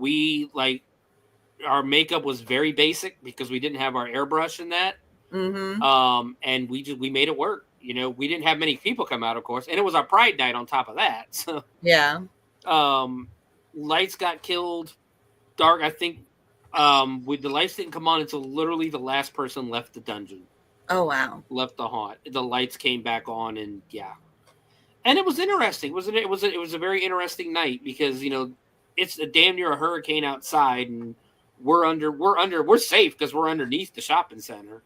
But it's still crazy that we had an impromptu blackout night. But we do a blackout night, and then we do this thing what we call chaos night, where you walk through the haunt backwards. Okay. You start in the finale, you end at the beginning. Gotcha. So, yeah, That that's it is. It's actually one of our more popular events that we do. And we do have we're actually, like I said, we're actually gonna be open next month, but I will not be there that night. Well, hey, something you might consider on the chaos night, maybe. We tried something this year. It was more for our actor staff than it was for customers. So we put everyone's character in a hat. And so you had to draw the name out, and whatever character that was what you were playing that night, but in your character's costume. So like you might have had the madam in her madam's dress playing the mayor, but like in the madam or the mayor, so like, yeah, that might be something fun to throw into your chaos night too, to make it a little bit more interesting. What we did the first year I was there, is we actually took all the section leads, because we're like 45 minutes on. Was it 30 to 45 minute walk through our haunt, depending on how fast you go, of course. We took all of our section leads, brought them in, actually right here onto StreamYard, and I'm pretty sure it was the Owl Late StreamYard because Raz did it. And we had a draft, is what we did. We took all the names of all the actors. So we had clowns in the bayou. We had, asylum patients in the clown section, and things like that. And it like I said, it went over very well. It was, but that would be funny though to see the madam as the mayor. That I'd probably be laughing my ass off on that one. Yeah. So yeah, it was, like I said, just something fun to do. Like I said, it was more kind of to build the morale with our actors, and it gives your actor an experience too. Like, yeah, because you got to act something totally different than you've been acting all season. So, and you know what? That's what shows your quality, how good of an actor you actually are. If you can take that part and just immediately go into another scene, put on a damn good show in that scene as well, you're a good actor. Yeah. That's how you tell if it's your scenes or your actors too. Like, is it the scene that's not working, or is it the actor that's not working here? So that it is. That is awesome. But Mary, thank you once again for coming on. Again, I thought it was awesome to have not only Cincinnati Fear Fest, which again is one of the bigger haunts in our area, but a paranormal investigator herself coming on to talk. And once again, where can they get information on Cincinnati Fear Fest? So for Cincinnati Fear Fest, again, you can just type that into Google, Cincinnati Fear Fest, or CincinnatiFearFest.com. It'll take you right to our website, Facebook, X, Instagram, any of those. You just type in the Cincinnati Fear Fest. It'll give you all the information.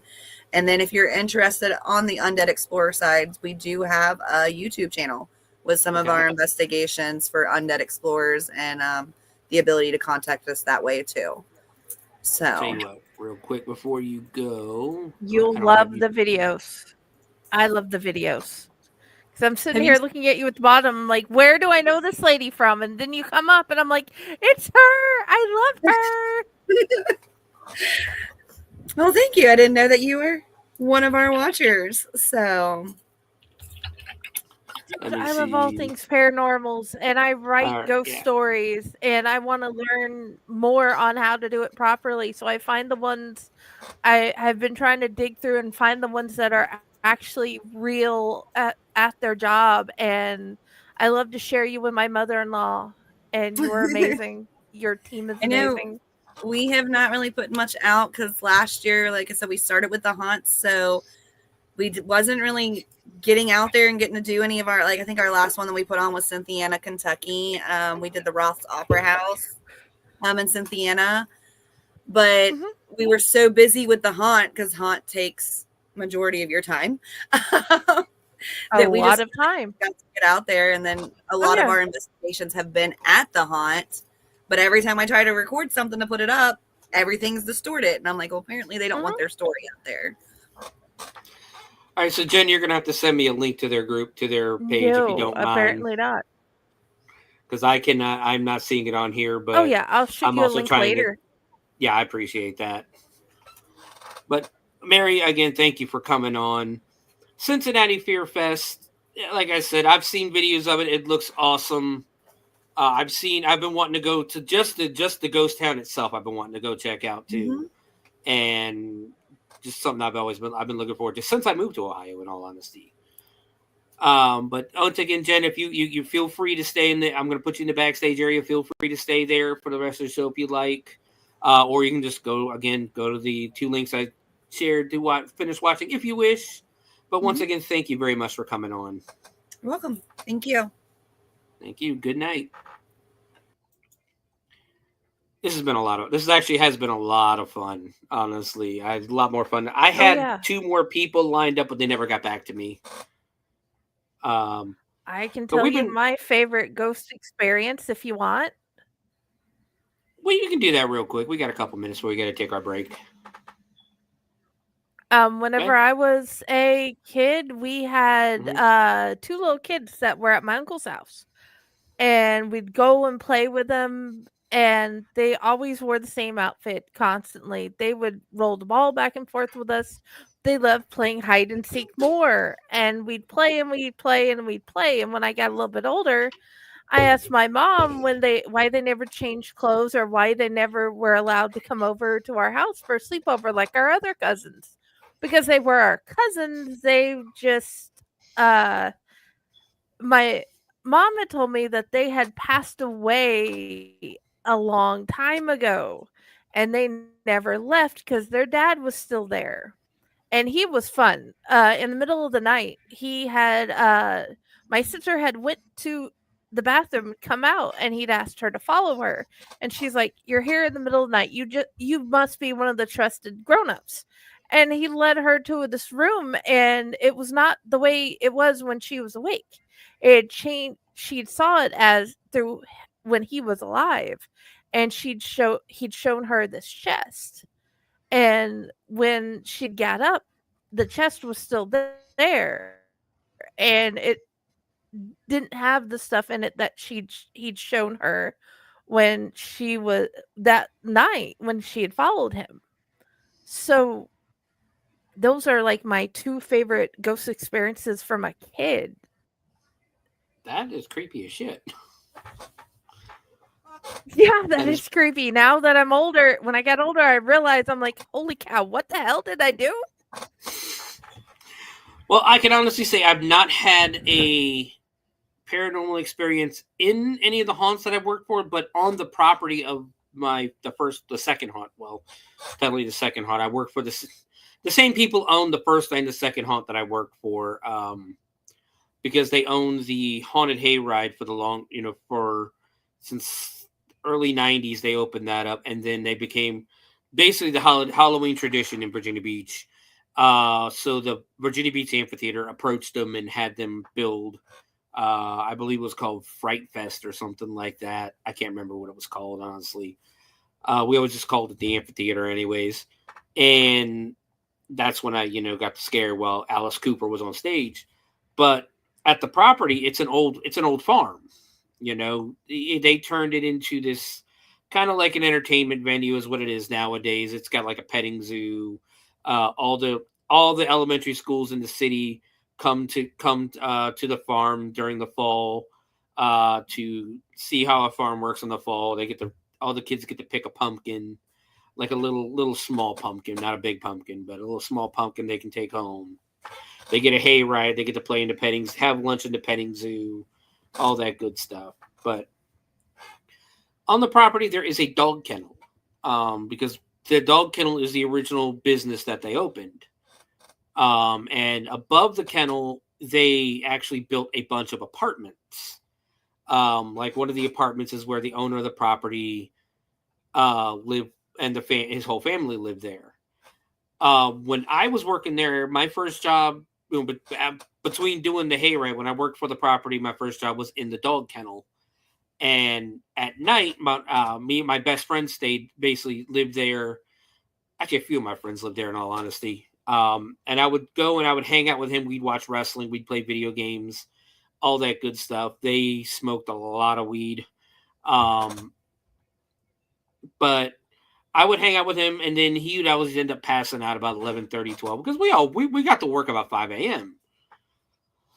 So he'd pass out about 11:30, midnight, and then I would basically walk over to my other friend's house, and that's where I would either crash or just spend a little bit of time with her before I left. She's LGBT lady. Her name was Susie. She was great. I used to love her to death. We were like really close friends. But the only way to get to her apartment from his apartment was to walk down the stairs into the kennel, which is dark as shit at this time because, again, we're in the country. Walk out the door, walk down a long set of runs, take a left, out the gate, and then up the stairs to her apartment. And this is I'd say about a month or so after the original owner, Mr. Vogel himself, passed away. He passed away. He was like 90 years old. It was old age and that. But he had a lot. He built that property to what it was. The petting zoo, the farm market, everything was his work. The kennel itself. He left the kennel to his daughter and the farm to his son. So as I'm walking, you get that feeling that you're being watched by something. And I'm sitting here in my head originally going, I'm just getting myself worked up. It's dark, it's midnight. There's very little light and I'm already nervous, walking. But I still couldn't shake that feeling. So I turn around and look and I see the shadow of a man wearing a cowboy hat. He's inside the kennel. I'm on the outside, but he's inside the kennel. And it's like he's standing in the kitchen of the kennel, which is where we used to make the dog food and that. And it feels like he's watching me. Now, I didn't hang around. I took off and I went running. And I told Susie when I got upstairs, look, I told her what I found, and she goes, "Do you think that was Mr. Vogel?" It's very well could have been. I didn't fucking stand around to find out. That's the closest thing to a paranormal experience I've had in a haunt, though. But just turning around and seeing... I didn't know I should have been afraid. Yeah. I was in my 20s. This is the first time, growing up, in my house, in the house we lived in, I used to always... My grandmother passed away when I was really, really young. I was 7, 8 years old. When my grandma, I may have been a little, in 1980, I would have been 10. I'm sorry, I was 10. And we moved out. My grandfather lived there by himself till he got remarried. But we ended up moving to Salem Lakes in Virginia Beach. It's off Salem Road. It used to be an old Indian burial ground. What used to have been over there and that. But I would constantly have nightmares about my grandmother. Not really nightmares, I guess dreams you could say, of my grandmother haunting that old house. This is a house they bought when it first built. They were the original owners in 1980. They were the original owners. He was the only owner until he passed away in 2008.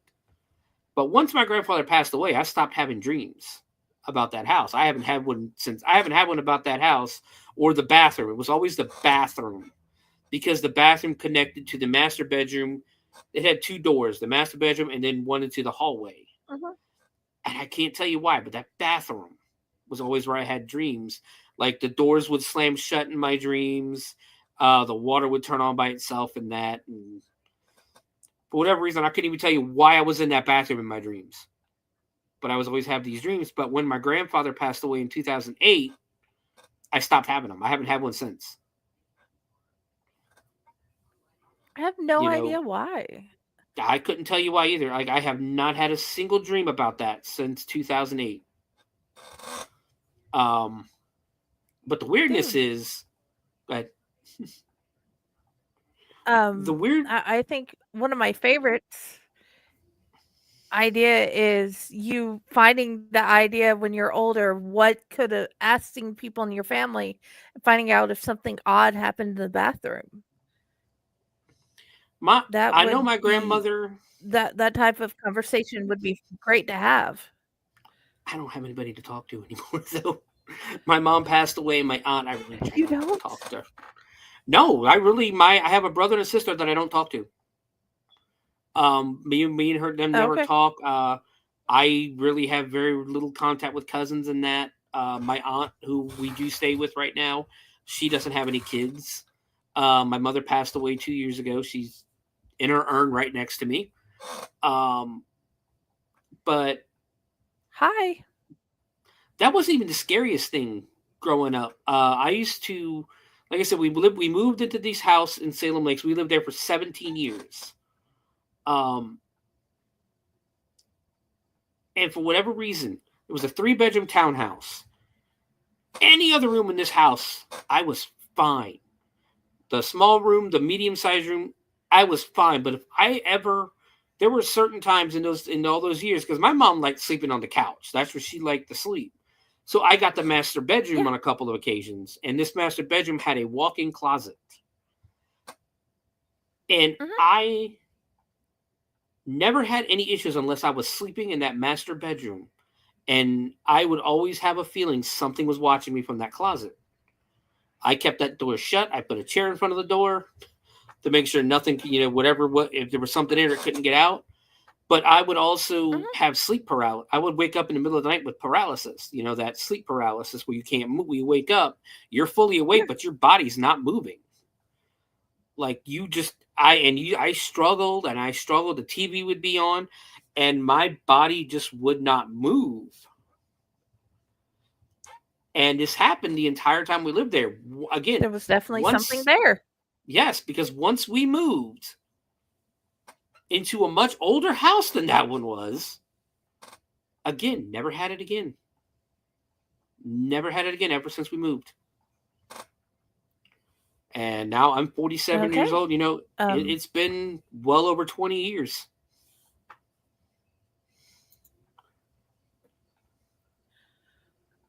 Ooh. Yes, you see that too? Tell you what, we're going to go ahead and we're going to take our break real quick. It is a quick 3-minute break, and when we come back, we might have another guest.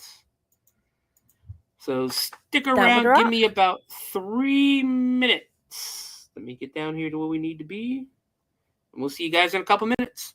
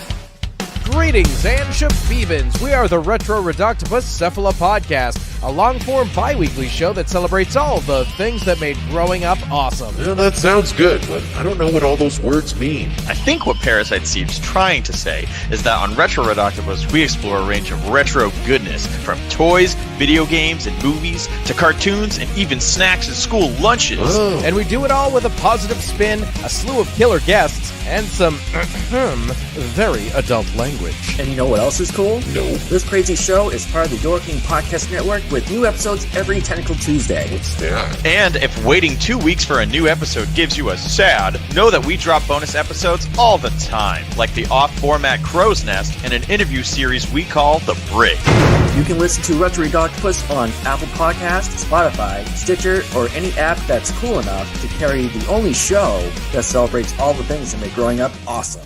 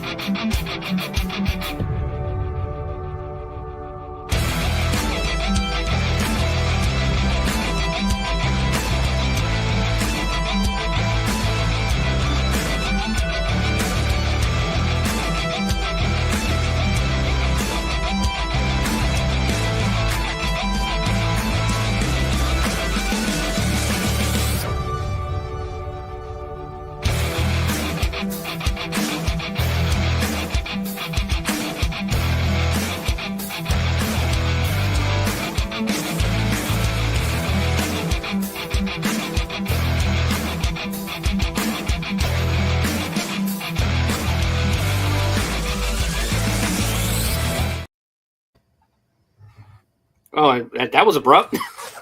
We're back. It didn't do the thing. Yeah. That must be new because it didn't do the thing when it was over. But welcome back, everybody, to Shivers. I am your host, Sewer Dweller. Joining me once again, finally, Friday. Well, welcome back. I'm back, and I'm happy about it. So does this mean we're going to get a Tomb of the Terrible on Monday?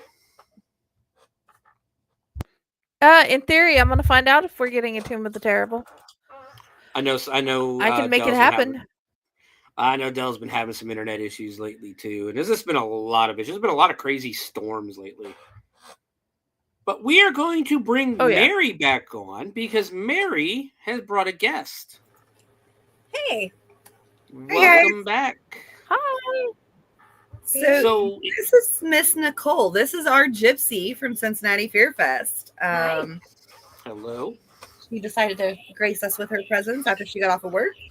And it's best to hear the experience from her from the lovely gypsy trailer. I told everyone's going to think I'm crazy. Yes. No, not actually. I've gotten a couple of messages on Facebook and people are really enjoying the show. So, but of course, the first question we got to ask, what was your name again? I'm sorry, I'm bad with names. Oh, that's okay. I'm Nicole, also known as Madame Sorrow. Madame Sorrow. Ooh. So, Mary told us about a time you had your hair caught on fire. Oh, it's always a whole week. You know, you ever seen those? Was actually Hell Week, wasn't it? It was hell. Yeah. Are we allowed to say that? Is that okay? Yes. Yeah. You can say whatever you want. Okay. We have the only now the only rules we have are no politics, no religion. Oh, well, that'll be easy then. That'll work. So, you know, you ever seen those horror movies where I'm also one of those people that talk, you know, at the horror movie going, what's wrong with you? Do you not see the signs? Well, I'm that idiot who didn't see the signs. So did you tell him from the beginning with the wasps and everything? I didn't. I just kind of told him about some of the tearing so stuff let's down. start at the beginning, okay, with the signs. Okay. So we went in there and it was like, what was it, the night before we opened, and they're like, hey, it's yours, do whatever you want with it. I was like, fine. So we went in there and there was wasps everywhere. And if you know anything about wasps, you have to kill them at nighttime. Right there, right? The trailer was full of wasps. We could not kill the wasps. Okay, that's the first time. But you know what? We're like, whatever. It's just wasps. So anyway, I hadn't done the paranormal, and Mary's like, oh, I brought the equipment. I said, what fun is that going to be? So here's the thing. Let's backtrack a little bit before we started with the paranormal stuff. Okay. When I walked in, her daughter was there, and she was cleaning a mirror. And I was like, oh, and it would not clean. So I was like, oh, I got some dryer sheets. Let's clean this, right?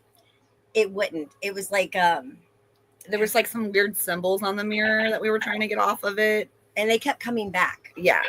Okay, there's another sign. Yeah. Once again, if you're watching a horror movie and you're like, what a bunch of idiots. You're like, this is so not going to end well.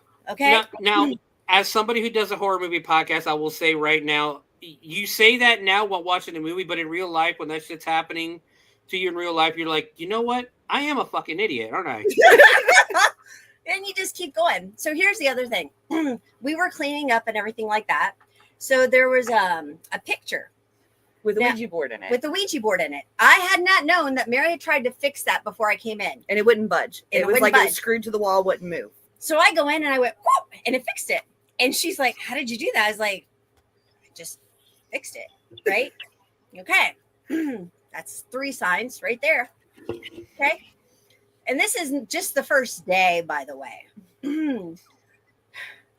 So then she gets out the paranormal stuff. And her daughter is really in tune with things. So I was like, oh, yeah, you go ahead and put that on. And she starts telling us the story of little Agatha and how Agatha is there and all this stuff. We're like, okay. But one of the things that she mentioned, it was like, it wasn't Agatha, but it was another spirit.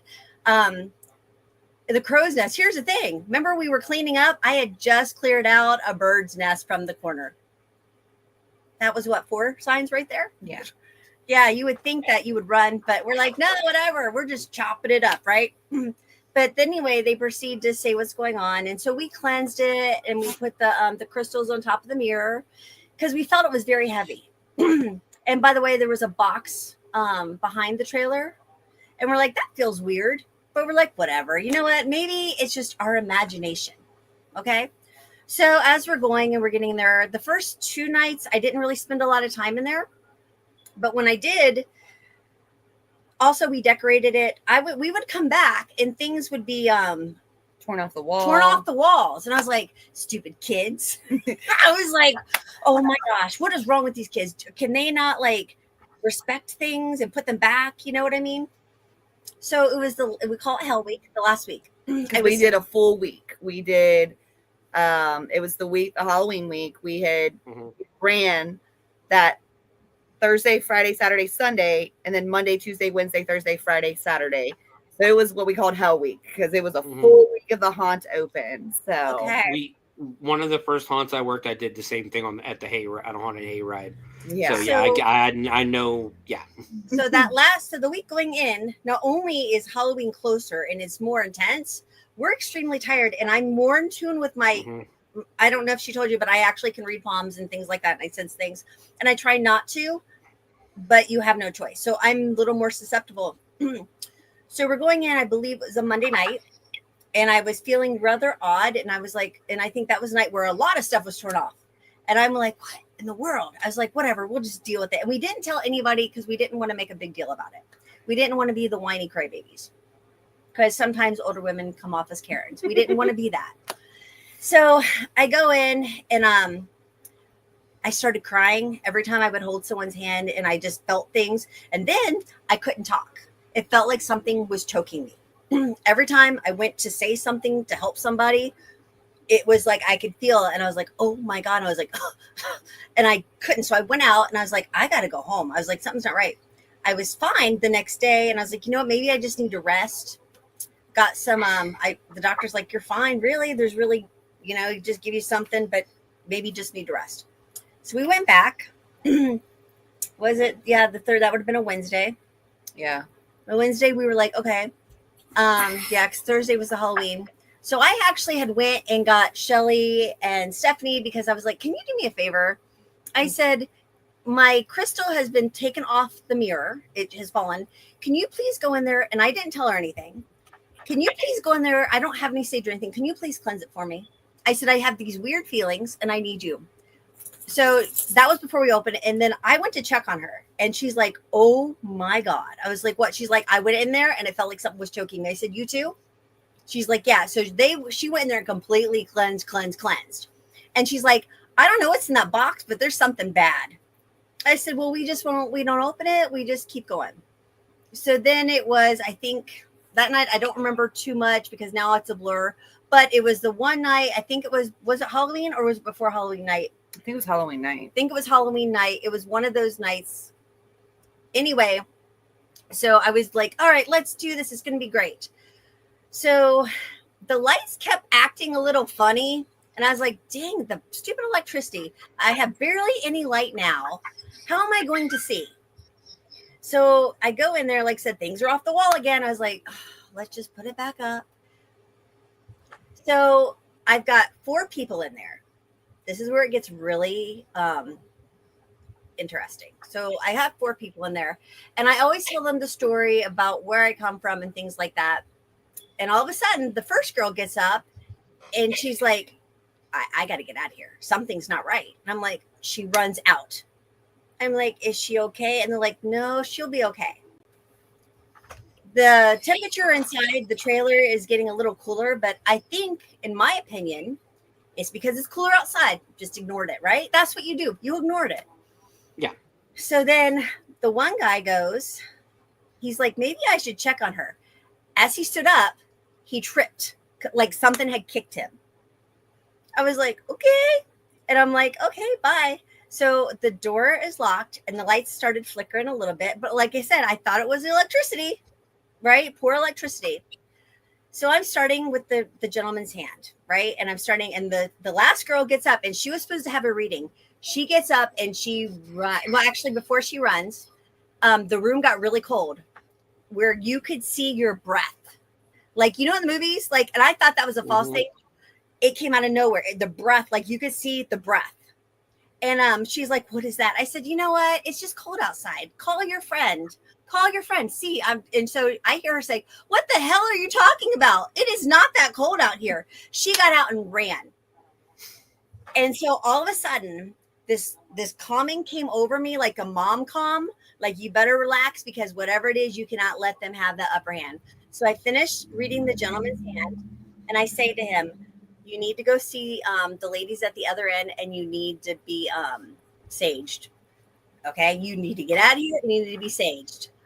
I proceeded to walk out, took a breath, and said, oh my God. But as I'm walking out, I got 4 more people coming up for reading.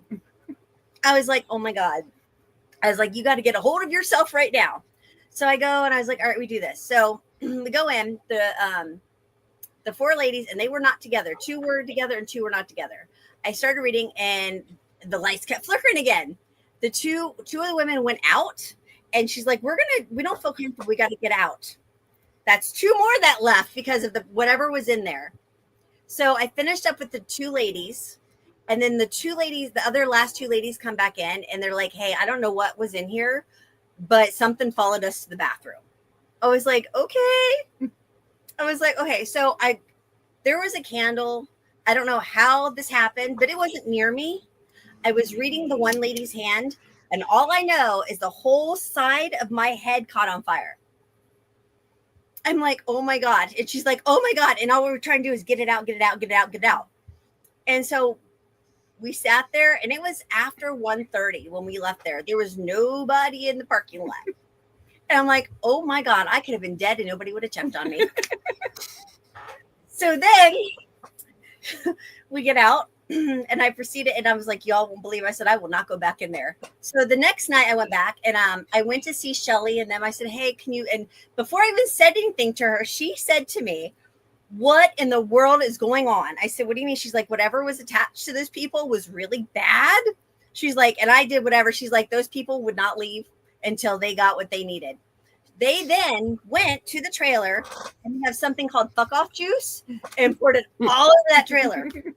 Okay. Also, before I forget, that night beforehand, before they put anything in there, what was on this? There was something on the floor. What was on the floor? It was like there was something spilled, but it was like in the shape of a little boy's head. Yeah. And there's like an old like vintage picture that was part of the decor in there. And it looked like that little boy on the floor. And like it was really weird looking. And nothing was in there beforehand. And I'm like, okay, so they did what they could. Cause I was like a nervous wreck. I'm like, I don't really want to go in there. I don't want to go in there. Well, yeah, no. And I'm like, okay, let's suck it up. Let's just suck it up. So I was telling what had happened, but you could feel how tense it was. And I was not wanting to go in there, and the lights kept flickering, like it was getting angry. Like whatever it was, and it was Halloween night, it was getting angry. So angry. So we so we didn't really I think one person went in there and I did one reading and I was like, okay, we're done. I can't do any more readings in there because I think I started to choke again is what it was. I was like, I started to choke again. I was like, I'm not going in there. I was like, I will do readings anywhere you want, but in that trailer. So then I think that was, because it was Halloween night. We went and did, okay, so we tidied up. Everything was fine. No one had went in there. Remember that. We had did the paranormal investigation. We had did all that stuff. And then we're like, let's go to the gypsy trailer. We went in there. Everything completely was tipped over. Everything was off the walls. And I said, oh, fuck, who is fucking with me now?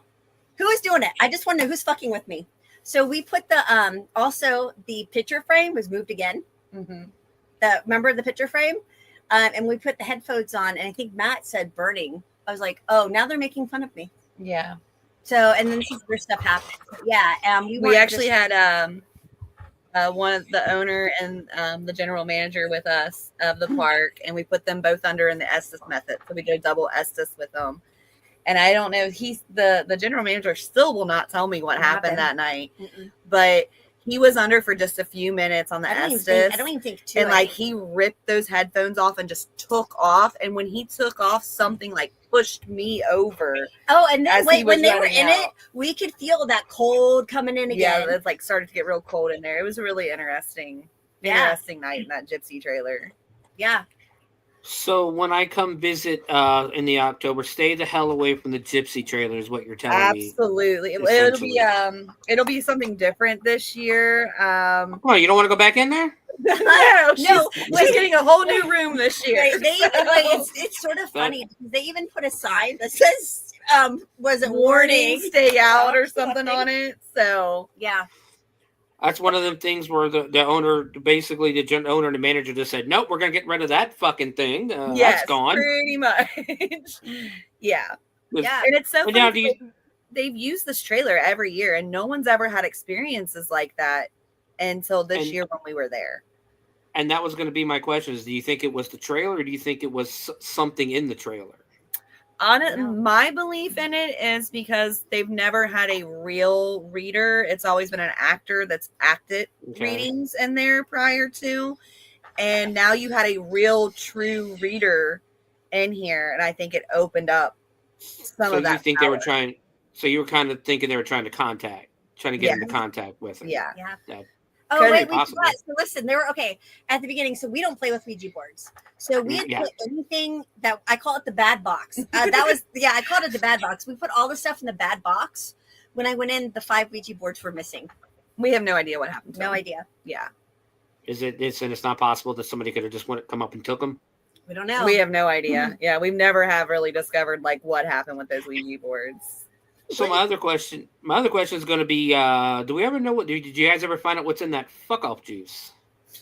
No, I don't know. Yeah, no I don't know. We have so Shelly and Stephanie are vendors there at Cincinnati Fear Fest, and is Ascending Shadows? I think is what their business is called, and they're very spiritual people. Like they sell the remedies, the stages and things like that, herbal remedies to people. So that's who she had come in and help her kind of cleanse. And they do card readings and stuff as well. So and obviously whatever this thing was, the cleansing didn't the cleansing just upsets it more. Like it might have pissed, like I was going to say, it probably just pissed it off a little more. Yes. Mm-hmm. So you're thinking, so this is probably something, whatever it was, could have been demonic, is what you're saying. Absolutely. That's what I was saying earlier. There is something very dark there.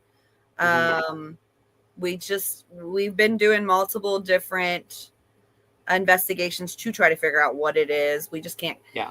A lot of times my husband's seen it. It comes in a 3. It's like three different entities, but they come in as one. It's kind of hard to explain. The way almost like the mark of the beast.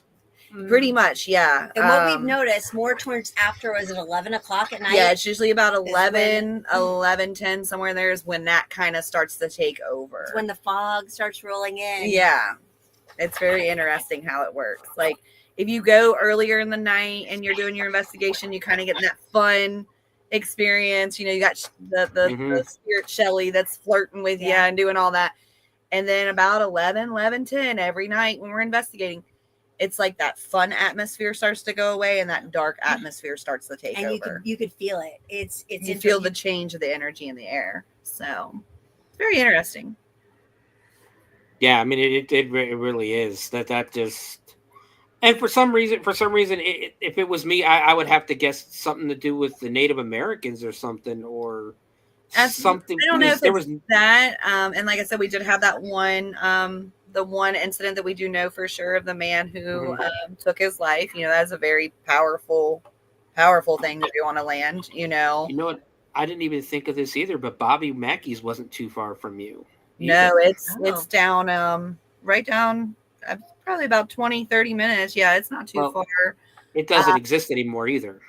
No, they tore it down. Actually, what I heard was they tore it down, but they're keeping the well there that's haunted. Yeah. And they're actually going to rebuild back around it again. That's what they were saying, is that Bobby Mackey's is going back there as soon as they can figure out how to do it, because the erosion was getting too bad as well. Yeah. So yeah, that's there. Like I said, there's a lot around us that is haunted.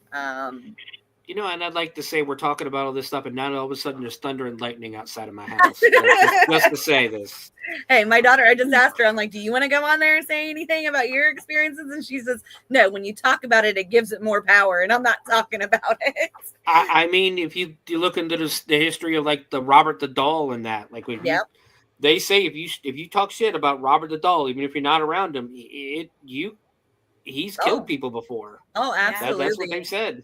That's why we take it like if we're with somebody and we're doing an investigation and they start that like provoking or disrespect, I'm done right then and there. Like that's not what we're. We've had that before. We've had it to where we've had a couple people out there and I'm like, nope, we're done. Like this is not how I do this. And they've also seen what happens when they provoke it. Yes. Yeah. Because I mean, this is an invisible entity. You don't know where it is. You're just really at the end of the day, you're guessing. Absolutely. What the spirit is, if it's friendly or not. Last thing you want to do is piss something off that you can't see. Yes. You ever heard a ghost say "fuck"? What was it? Fuck you, fuck off. It told us to fuck off the other day. Yeah, it actually came across and told us to fuck off. And at that point, you hear it. Yeah. Yeah, and at that point is when you fuck off. Yeah, pretty much. Yeah, when it tells you to go, you go. Me and Jen were talking about before the break, with the one that I saw on. Like I said, I've never had an experience during a haunt or at a haunt, but on the property of the haunts, we used to like I was telling her, I used to work on a farm. The first building on the farm that the owner built was a kennel, and above the kennel he built some apartments where him and his family would stay when they first opened the business, and then he started building up on the land. Now it's this big entertainment venue. There's a giant clubhouse where they have parties. We used to have zombie weddings out there during the Halloween season and that. And it's a petting zoo. All the elementary schools in the area come get to pick pumpkins and stuff like that. But at inside the kennel, I used to hang out there all the time with my friend. We would watch wrestling, play video games, all that good stuff. They would smoke a shit ton of weed. I mean, almost a bag and a half a night. He'd pass out by 11, 15, 12 o'clock, and I would walk across to my other friend's house. And the only way to get to her house was to walk down the stairs, through the kennel, out the door, down a long set of runs, and then you had to walk out the gate and up her stairs. Now, Mr. Vogel, the owner of the property, had just passed away about a month beforehand. And as I'm walking down these runs, you start getting that feeling something's watching me. Mm-hmm. Now, my first thought was I've got myself worked up because it's dark out. We're in the middle of the country. There's no lights over here. And I'm getting myself worked up thinking something's watching me. There's nothing watching. But I couldn't shake that feeling. So I turned around and looked. And in the light in the kitchen, there was a very small light that you could see through the door, was the shadow of a man wearing a cowboy hat. I didn't stick around to find out what the hell it was. I ran. I'm by myself, I'm not sticking around to find out what the hell this thing is right now. I get up to my friend's house. I tell her what happened, and she's like, "Oh my God, I think it was Mr. Vogel." It very well could have been Mr. Vogel. I wasn't going to stand around because, for starters, if you see a shadow with a hat on it, that's usually a hat man, and that's not a very good thing. Hey, Hat Man's nothing to mess with. We have talked about this Hat Man a lot. We actually had a character last year based off of the Hat Man on our trail. But I think almost everyone in our group has had some form of experience with the Hat Man. This tall shadow with the brim hat, the red eyes, See, now the shadow that I saw didn't have red eyes. It was just a shadow of a man with a cowboy hat. Okay. And like I said, I just wasn't going to stick around to find out because, again, I'm by myself. This is before I had started ghost hunting and stuff that. Nope. Did Friday when have I something? saw Short Hat Man bit me, I don't know how much you get to hear. The Short Hat Man bit me while I was sleeping, and I woke up to its teeth on me. I didn't know they could bite you. Oh. There were teeth marks. Yeah. I mean, it depends on what it is. They can scratch. They can, depending on their power. of what they have and what they are. I think personally, again, there's nothing that says this is true fact or not. I don't think spirits can. I think that's when you get into that more demonic energy or poltergeistic energy that can do things like that. But yeah, it's like I said, you hear about it all the time, people getting scratched and bit and things like that when they're on investigation. So that very well can do that depending on the power that it has. Yeah. And like we were just talking about too, Hatman is just nothing to mess with. Like if you see a Hatman, don't stick around. Nope, be done with it, because I don't think anybody truly knows what it is, but it's definitely something. There's definitely something to the Hatman. Like I said, we actually did have a character because there's been so many experiences. Mapper Pinch is what we called it. Mapper Pinch. Actually, it came from the owner's son. Kept talking about this Hatman, this guy that he kept seeing. So the owner created a character off of this guy, and his son kept saying that the Hatman kept going like map, and like he would do like a pinchy hand. So they called him the Mapper Pinch. Is what our character's name was. It was the Mapper Pinch, which was very interesting. But I sent the shadows ascending shadows a message asking if their protection spray was the fuck off juice, and to go from there, because I'm like, if that stuff works, I would definitely like to try it. Oh, yeah, they have some good stuff. They have some really good stuff and great prices too. It's very affordable. Their shop is awesome. Yeah.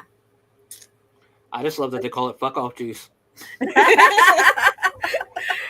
Yeah, I mean, I know you're in Texas Friday, but I mean, if you ever get a chance to come down during the season at any point, we have some amazing vendors at Cincinnati Fear Fest too. And they're all private vendors. So like we don't have any associate, like they sell their own stuff, but we got some good stuff that people come in there and sell and things like that. So there I go again, promoting my haunt, but that's okay. How about you come on Chainer's Haunted Secrets and promote your haunt there? Hey, you guys send me the invite, I'll be there. So okay, next Wednesday at 9. Yeah, send me a link and I have no problem. Yeah. And the best part about it is you'll be on with Pyle. He is actually I think he's on the chair. He's he's on the board of the Ohio Haunters Association. Okay, yeah. So he's really good friends with Christian at Dent and that. So or Maximus. I'm sorry, he's Maximus. So Ohio Haunters Association. That's OHA. OHA, yeah. So I know we get some rewards from them every year, and then we also have Ohio Valley Haunt, OVH. Yeah, Ohio Valley. They're critics, they're reviewers. The OHA is like it's almost like it's a haunt. It's association though. It's kind of like one of those things. They have a monthly check-in to make sure everybody's doing okay and stuff like that. There's a lot of good resources and that with them as well. They do a lot of good work. Like Maximus is a really good dude. I don't know if you guys know who Pumpkin Smasher is at Dent. I don't personally, but we've heard of him. Yeah. So he's you bring him anything, he'll smash it for you. We have like, I guess ours would be Pockets. Yeah. Pockets is our biggest one. So have you ever heard of Pockets the Monkey from Terror Town or Cincinnati Fear Fest? That would be our big person is Pockets. So, and he's been there since 2019. He's actually been there since the haunt opened. Back when we were full touch, everybody knew Pockets because Pockets would fuck you up. Like if you had a yellow bracelet, we had yellow bracelets back in the day, and so Pockets would get you with shaving cream, mustard, ketchup, blood, like you a complete mess. From I think I've seen the video with him and Nora. I don't know if Nora. I don't think Nora was wearing the bracelet. I think it was one of the friends took the bracelet. I think Scare Factor. He's done some stuff to the Scare Factor team. I'll tell you that now. Yeah. They love it though. Yes. We actually just started Soft Touch. we're not going to do like the heart because again we have a lot of teenagers working for us. Yeah. And even then, only certain ones of us are allowed to do the touching in that because the last thing you also need is a young 18-year-old getting a little too handsy with one of the customers or something like that. That's kind of why we moved away from haunt as we did so we don't have children working for us no more. We are actually looking for 18 years and older this year. We do still have a few 16, 17s that were grandfathered in, but 16's the lowest age that we take. Because when we were doing haunt, when we were doing touch, it was getting to a point where it's like you did have a bunch of kids trying to do stuff that they didn't understand. And so we moved away from the touch. Last year, we took away all of the blood and the mud and all that too. But we are bringing, like I said, a little bit of that blood back this year. I'm excited. I know we are super excited for it because that is something that a lot of our customers did enjoy, that not even just getting dirty themselves, but watching other people. Like that was the fun. Watching other people go through it was amazing. Yeah. And we can't do stuff like that because again we're indoors and that and it's really hard to clean up. But we got certain things we get certain things that we do to people. Like one of our new things is I get to put people in a coffin. Okay. Yeah. We're talking. I know he wants to put like a coffin ride in the very first scene, but it's like I've told him before. Unless I don't see how it's going to be possible. Especially we get a really busy night and we're taking about a minute or like 30 seconds to a minute in the very first scene to put a few people in the coffin ride. I don't know. It's going to back up. Yeah. Pretty quickly. And like I said, the most negative reviews we get is the waiting. Yeah. People are impatient though. They really are impatient. impatient. Well, it's like I was joking around with Mary a little bit ago. People bitch that it's a 2 hour. Well, it's a 2 hour wait. I said you chose to come on October 30th. Right. Like, what did you think was going to happen? Like, it's like when you go to a restaurant 5 minutes before they close and you order steak. Yeah. And you just hear all this crashing in the back room for some reason. Yeah. Well, we have that too. Like when people do show up to the haunt right before you close your gates, and then they get all mad. Like, well, we should have been. It's like, why would you show up at the very end of the night? Like, and then expect to get that great show that you wanted. Right. I'm still confused as the ones who come in shit faced, like already. Like they're just drunk off their asses. Yeah. Like we did have a bachelorette party come in last year, and they didn't even make it a third of the way through the haunt because they were just drunk off their asses. I think one of the girls tried to shove a pink substance that was in a water bottle down the throat of the girl who was taking the pictures. Tried to kiss her, all that good stuff. And she's like, I don't know what that pink substance was. Like, are we really going to pretend it ain't Pink Whitney? Really? Right.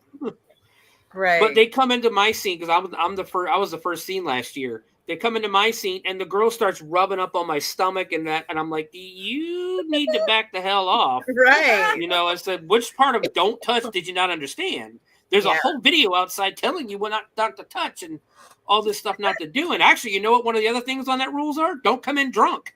Right. Yeah. Maybe they both read. I've come to that conclusion. Right. Yeah.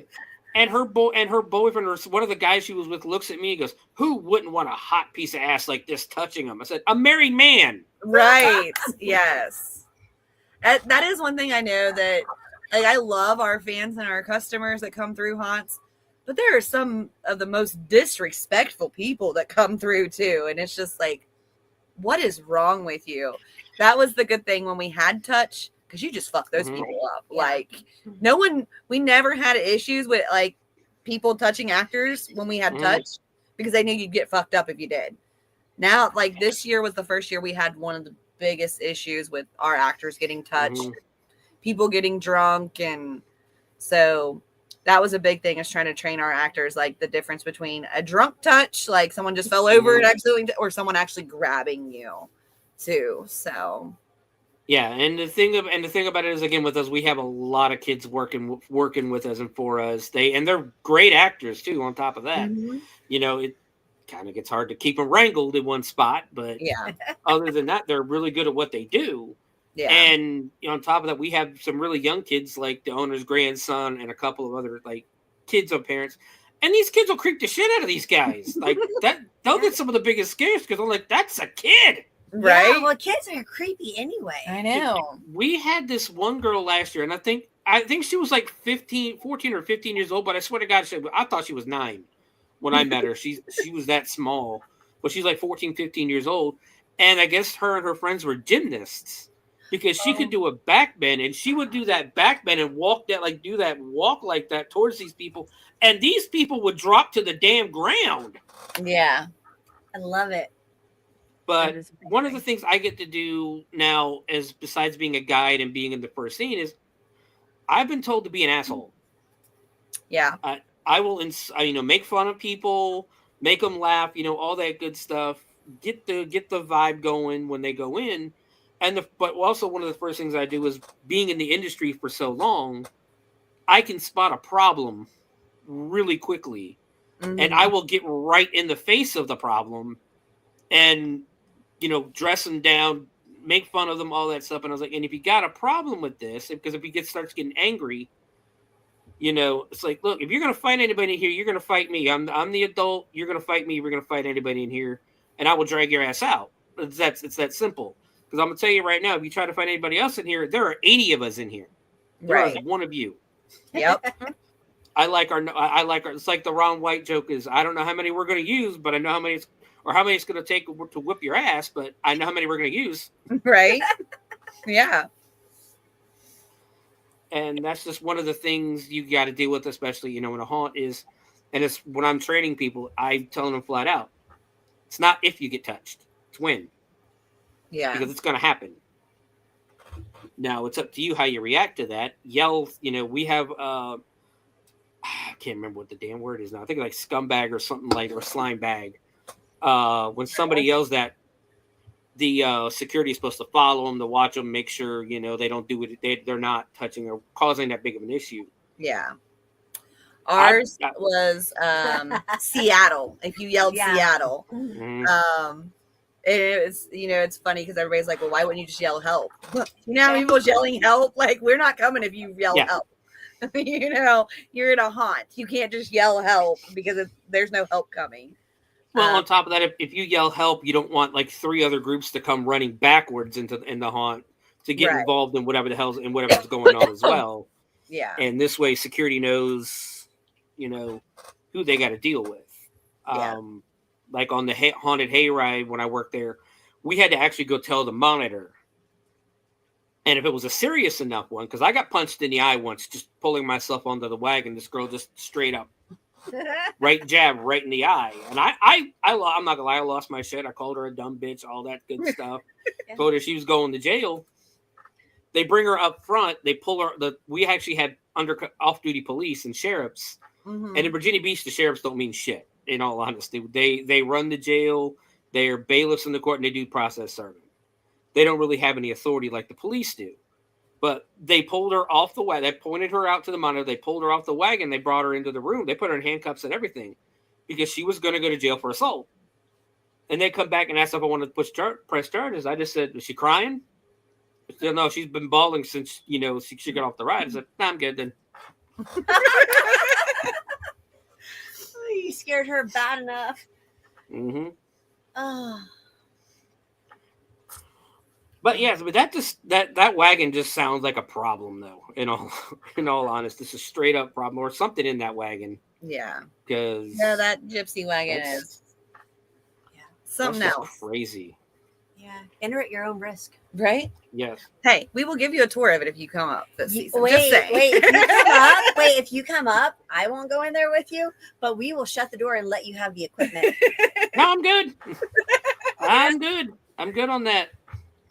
I'm not a religious person, but I know not to fuck with demons. Yeah, me too. I live in a haunted house, and I usually bring my own ghost to help haunt the house. Dude, I have this serious memory of watching Ice Age with my mom on the couch. Then I looked, we talked about the actors and actresses in it and everything.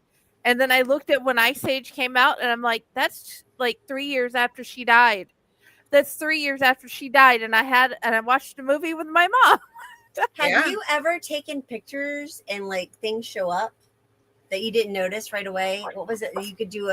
What is it like you could do with your camera? So like I've done like just some like rough editing, like changing the contrasts and stuff. And it was some pretty wicked looking stuff. Like we take a group photo every year. At the beginning of our haunt. I think almost all haunts do that, right? So you get all your actors together. We call ourselves the Wolf Pack. And we get them all together and we take this big group photo. And just an ordinary picture. Well, then when I put it on the phone, I kind of like started doing some contrast stuff with it, just to brighten it up a little bit and stuff. Like things started to come forth. Like you'd see all these different faces that was in the picture with us. It was very interesting. We're not there. Yeah. The whole crew came to join, whether they were dead or alive. That is epic. And I don't know, we were watching one thing, and he said they took a picture, they caught us or something like that. Yeah, and actually said you seen us on the film or something. You seen us. Yeah, it was something pertaining to that picture. Like they had seen us in there or something. That's just crazy. Yeah. We're like, ooh, okay. So see, we're not just a haunt. We have real scares. Yeah. Okay. Yeah. It seems like it. Like that's just crazy. And actually, like we have in our sawmill attraction, there's just that's one of the ones that we do a lot. It's one of the newer attractions, so it's not the actual building itself, of course. I think it's the land that's around it. But there's something about that one just in general that just walking through it, no actors, nothing. It's creepy. It just, you get this intense feeling as soon as you walk through this attraction that just adds to that scare factor. Wait, did you tell the night about the tiki torches? Oh, the tiki torches on the trail. Ooh. That was actually a Halloween night. Like I said, a Halloween night was very, very active. So tell about that night. Oh my gosh. So that night we have tiki torches that line our trail. We couldn't get them to light to save our lives at all. And this night, so we'd already closed down the park. We did an investigation after closing on Halloween. We actually was there until like 7 a.m. doing this, and you lose time there. It's really weird. Like we had no idea that we'd been investigating that long, and we looked down and we're like, oh shit, it's 7 a.m. already. Like we need to go home. Waffle House, here we come. And so that night we're going out to like a schoolhouse. We have a schoolhouse on the trail, and someone looked over and they're like, the tiki torch is lit, and we're like, well, no, the maintenance put them all out. So we go out there and it's lit, and they put it out. When we come back out of the schoolhouse, the rest of the torches were lit, like going towards the church, which was not lit before we went into the schoolhouse, and there was nobody there. Like we were the only people on the property together. So just they were trying to give you an invitation to come talk. Yeah, I'm pretty much sure. Like I think that's what it is. Like they'll tell you too on the spirit box, like where they want you to go and things like that. While we're there, so we try to follow as much as possible when we're doing the investigations to get as much as we can from them. But some of the nights we're like, yeah, no, we're not going there. Well, they keep wanting us to go into the store. We haven't gone in there yet, but we have seen lots of orbs, like on the video camera. So we used to have a museum there, and that's where a lot of that equipment was, like the lobotomy equipment and stuff like that. And that's where they keep wanting us to go, but we haven't went in there yet and done any investigations. So that's sure to come. Just not enough time. There isn't. There's so much there. It's so hard to see everything. And the stuff like the lobotomy equipment is what makes me think that maybe that has a lot to do with it, because like Waverly Hills, a lot of those folks, when they had their tuberculosis and that, there was a lot of lobotomies and that going on there as well, and you're leaving a piece of yourself there, with that lobotomy equipment. So and that definitely. There's a lot of like legit stuff from asylums, and I don't know if it was from Waverly. I don't know where he got that kind of stuff from, but it was all like actual used stuff and procedures. And then, like I said, a lot of our caskets that we have, they were actually used in funeral. Like how you do like you rent the casket for showings, like for cremations and stuff. And then funeral homes will sell those caskets later on. A lot of our caskets were actual used caskets that are on the property. Yeah. So there, again, the residuals, lots of stuff that can be probably brought onto the property. It's just the perfect recipe for a hell of a haunting. Absolutely. Oh yeah. But it's fun too. So. Yeah. I mean, you guys need to make it into a book and Right. try to sell it during Halloween because God, there's a lot. Yeah. I would buy that at any point and add it to our collection. I would love to have that book. Yeah. I mean, like I said, I'm hoping I can eventually get my equipment to stop distorting when I'm there. I can record anywhere else and my equipment works fine. But they're like, nope, we're not letting you record. So hopefully, especially with it getting warmer out and we can actually do more investigations.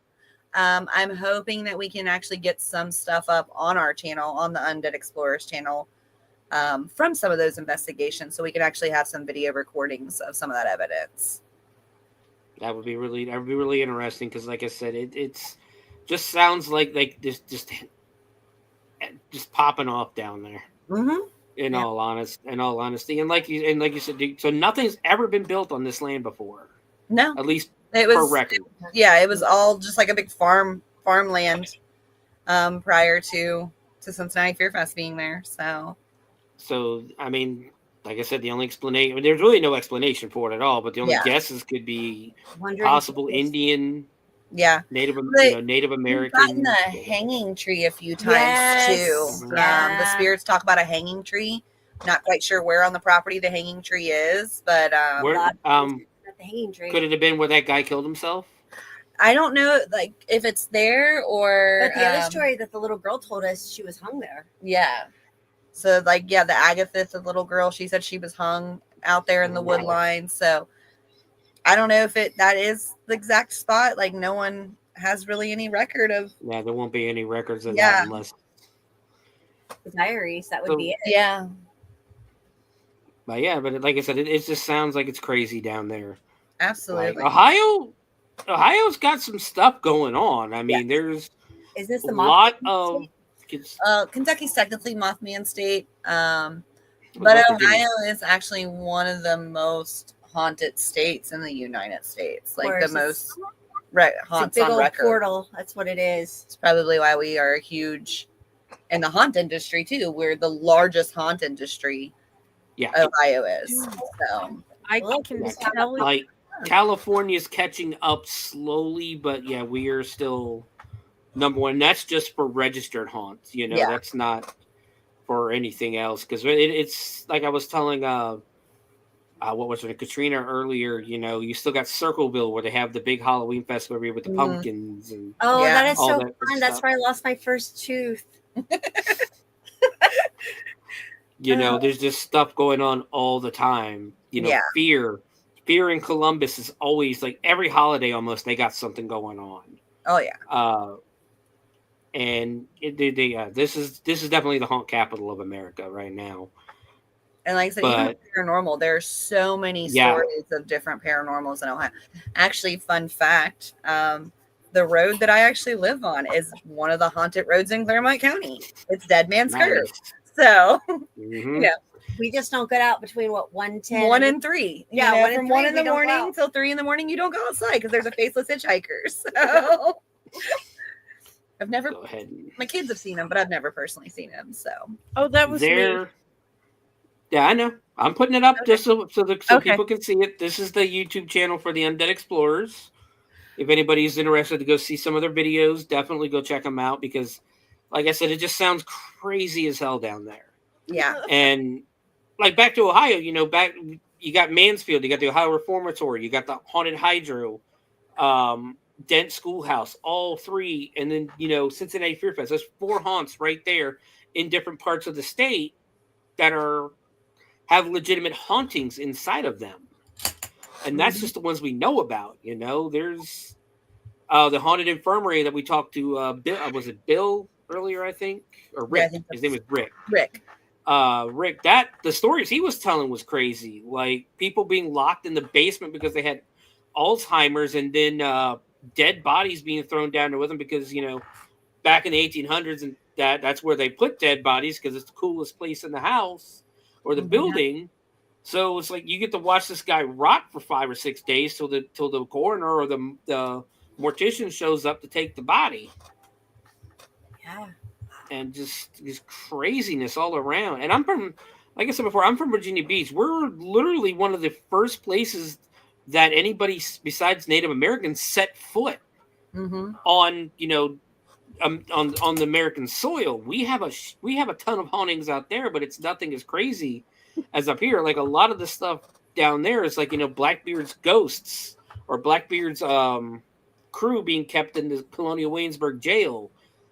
We have the Peyton Randolph house though, that in Chloe Wizard, that was actually featured on Unsolved Mysteries. And there's a lot of shit that, like, people woke up to soldiers standing at the end of their bed. Yeah. That will stay there. And there's been 3 deaths there, I think. 1 including a child being hung in the backyard by mistake. You have the George Wythe house, and that one's got an awesome story with it. I don't know how legitimate it is, because the story is basically George Wythe is one of the founders of Williamsburg, and that he was one of the really big aristocrats in that.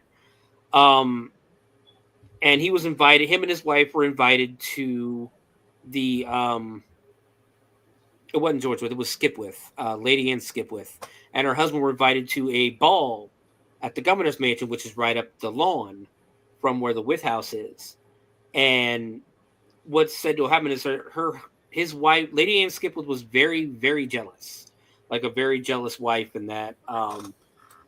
And they go to the ball and she sees something at the ball that upsets her so much that she runs away. And what a lot of historians think is that she saw her husband kind of getting cozy with her sister. Yeah. As she's running down the lawn, she loses a shoe. She gets to the Wythe house, opens the door, walks inside, and the servants that were, downstairs getting ready for bed themselves, all they heard was the one hard shoe and then the thump of the sock or the stocking. And you hear her walk up the stairs. They say she walked up the stairs, climbed on the rail, and then just threw herself off. Aww. Now, they say to this day, if you go out and you stand in front of the Wythe house, I have tried this numerous times. The only time we ever got any kind of reaction was, and I'm pretty sure it was just somebody checking the lock on the door. I was with the ghost tour, and she said you're supposed to go up to the window or go up to the house and go, Lady Anne, I found your shoe. And then when she said this, all of a sudden you hear boom on the door, and she keeps going, and we're like, lady, don't pretend you didn't just hear that, right? But the only problem is history says that didn't exist, that Lady Anne Skipwith existed, but she died during childbirth. Right. Is what the records say. So, the stories out in Virginia, it's a lot more historical than it is anything else. And then there's tragic Native American ones, because they actually, if you can go to the campus of William and Mary, there's a house there where they kept Native Americans that they just essentially took from their tribes, young Native Americans, and they were teaching them, Christian ways, civilization, how to be civilized, all that good stuff in their minds. And this one Indian boy would climb out every night and go running, take all his clothes off and just go running all around the campus and climb back up into the window of the dorm before sunrise. One day he just climbs out and never comes back. Mm-hmm. Nobody knows what happened. But like I said, Ohio has these crazy ass stories. They do. It's like where the spirits open the door for you. Yeah. Yeah, because that's crazy anyways, though. Yeah. Well, I mean, up here in Dayton, there's really not those crazy, the crazy stories like you got down there, or I bet there are. You just haven't got out there yet. And I've been looking. I've lived here for 12 years, and I've been looking. Because I'm trying to do some videos on TikTok and that, showing some weird stuff here in Dayton. So far, I found this thing called Fallis Cemetery. It was a pioneer cemetery. That's literally in the middle of a damn neighborhood. Like I had to walk through someone's yard to get to this thing. Oh wow! And it was found in like 1812, and it's just a family, and half the tombstones are broken because of the robbers and that, the grave robbers and the vandals. And it's just like I said, just planted in the middle of it, and not a poor neighborhood. I'm talking like these are $1 million homes. Yeah. Well, yeah, they don't. And then the other thing was like Frankenstein or Kettering Tower. It's the only story behind that is that I found besides the witch. They call it the Witch's Tower. There's a bunch of things I call it. And it's literally it turns out it was only built to look over the golf course that's there. But I guess back in 1957, a young lady and her boyfriend, she was just learning to drive. I guess it started raining real hard, so they went into Kettering Tower to hide. Lightning hit the tower and killed her. Oh wow. And you're supposed to, like, if you go there at night, which it's a city park, you can't do that. You're supposed to be able to see figures walking up and down because the tower itself is blocked off. It's bricked off now. You can't go inside. Yeah. You're supposed to be able to see like figures walking up and down the stairs. Yeah, I don't think there is too much in Dayton. Like when I've done some of the research, there's not a whole lot in Dayton. I know there's been a few that's popped up. The Bly Manor or Bill Manor or something. That was one that reached out to me recently. We haven't, but I think that's in Fairmount, Ohio, or Fairmont. Yeah. I just wonder, like the equators, like if there's anything to do with the equator lines. It's the way lines. It has a lot. Yeah. It's like, have you heard of Valdosta time loop? Like there's. Yeah, we've been looking at a lot of that Valdosta, looking into that in Georgia. So that's an interesting one. You know the old saying, what is it? You don't get gas in Valdosta. Yeah. I have not heard that one. Oh, you'll have to look it up. Tell him your story. Okay, listen. This is how in sync we are. So you know how you start one thing and you go down a rabbit hole. So I was watching something on Valdosta, Georgia, and I was like, Mary, and she's like, oh my God, she's like, that is so true. She had an experience with that. Yeah, I actually had stopped at the Valdosta gas station. So it's a story of there's an old gas station. It's an exit that really doesn't exist. So going from Georgia to Florida, people have had experiences like almost like a time loop. Like a time loop, like you go back in time, but you don't. So this gas station just kind of appears, and it's an old like self-serve, like not self-serve, but like where they pump the gas for you, like one of those old 50s. Yeah, self-serve or full service. Yeah, full service gas stations. And people have stopped there and got gas, and like everything looks very old, like out of its time in this gas station. And then like they'll go to like leave, and they keep doing a circle even though they're not turning anywhere. And they keep passing this until eventually they get out of the loop and end up back on the highway, and then they can never find it again. But it's called Valdosta. Is it Valdosta? Valdosta. Georgia. You just have to look it up. They've got some podcasts and stuff on it. But it's really interesting, and it's funny because I was telling her, I was like, it's so funny. One day we were on our way to Florida, and we stopped off in Georgia because we were almost out of gas, and it was a very similar situation that happened. Like we lost our way, couldn't find our way back to the highway, but couldn't understand because we never turned anywhere, and then eventually end up back on the highway but going the wrong way. Like it was just so crazy. And I had never heard the stories, and she had come across it. And I'm like, that's crazy. I've had that same experience that these people are talking about.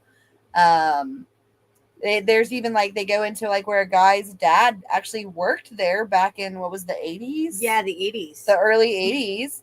And the guy stopped talking to his dad because they thought that he had relapsed because he was talking about these time travelers that kept coming into the gas station.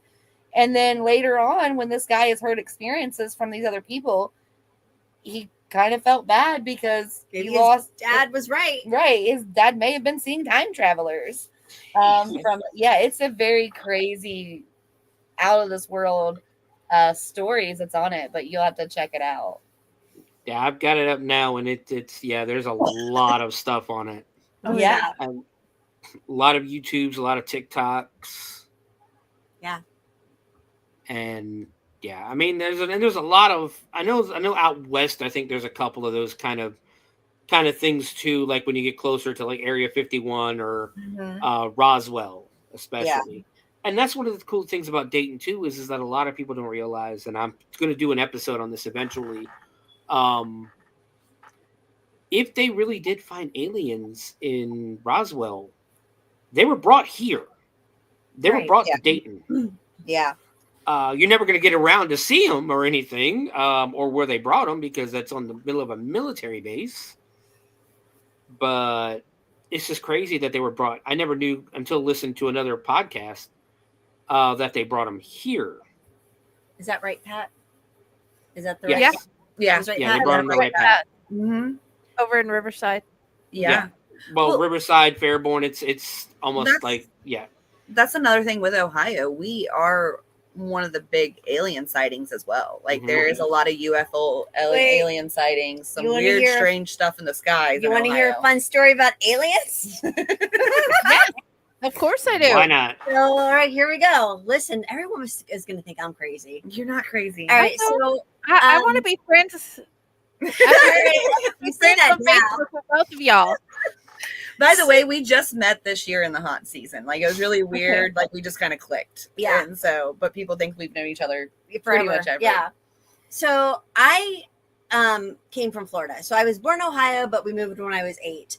So I came to and I hadn't seen my family in like 9 years because Ohio is not my sorry. You live in Florida. Who wants to visit Ohio? Let's be honest. I get asked the same thing all the time when I say I'm from Virginia Beach. They're like, why the hell did you move to Ohio? Have you ever been to Virginia Beach? Right? And so I was like, you know what? It's time to go see my family. So I went, okay, blah, blah. And so on the plane, okay, so the plane was supposed to take off late. There were some complications. It's like, whatever. So from, Cincinnati, Kentucky Airport, whatever you want to call it, to Orlando, it takes normally 2 hours and 35 minutes, depending. So I'm like, great. All right. I already downloaded my Netflix movie. I'm in the back of the plane because I got the ticket last minute. You know how you get those cheap tickets. So we're all sitting there and about not long, actually, I want to say about 10 minutes in. Oh, so we left, by the way, we took off at about 7:10. I want you to remember that time, 7:10. Do you remember how long I said it took to get to Orlando? Okay. So I'm sitting there and all of a sudden the plane goes like that. And I'm like, great. It's one of those. And I'm like, are the things coming down? And all of a sudden this side of the plane starts screaming, aliens, aliens. And all of a sudden the flight attendants come back and start shutting down the windows. And I'm like, what is their problem? Also, the lady that was talking to me, sat next to me, spoke Spanish and didn't want to speak to me at the beginning of the flight because I'm a talker, but that's okay. So by the end of the thing, she was talking to me in English. Anyway, so I was like, and this lady starts having a panic attack. And I'm like, is she going to be okay? So the lady behind me is a nurse and she was trying to help. And the one flight attendant guy, he said something very derogative that I will never, ever repeat to her. And it was a bad word. And so she's like, oh my God. And all we could hear was aliens, aliens, aliens. I'm like, what the heck are they talking about?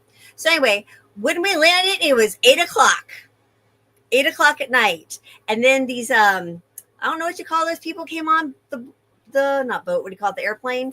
I don't know, marshals or whatever. They came on and they escorted the lady off. And then we got out and I asked the one lady, the nurse lady, I said, what exactly happened? She's like, honey, there were aliens. She's like, did you not feel when the plane went like that? I was like, well, all I know is the best Mother's Day gift I ever got. It was it took us less than an hour to get home. I will say thank you. So yeah, I was like, I didn't see them personally, but everyone on that side of the plane did. And they went and let them open the windows. Which is that if it's one person, that's one thing. But if it's half a plane, it was the whole back half. There's something to that. Yeah, I was like, interesting. And at the time, I didn't know Ohio was like that. And the lady goes, yeah. She's like, didn't you know that Ohio is really known for aliens? I'm like, no. I was like, I've never seen any.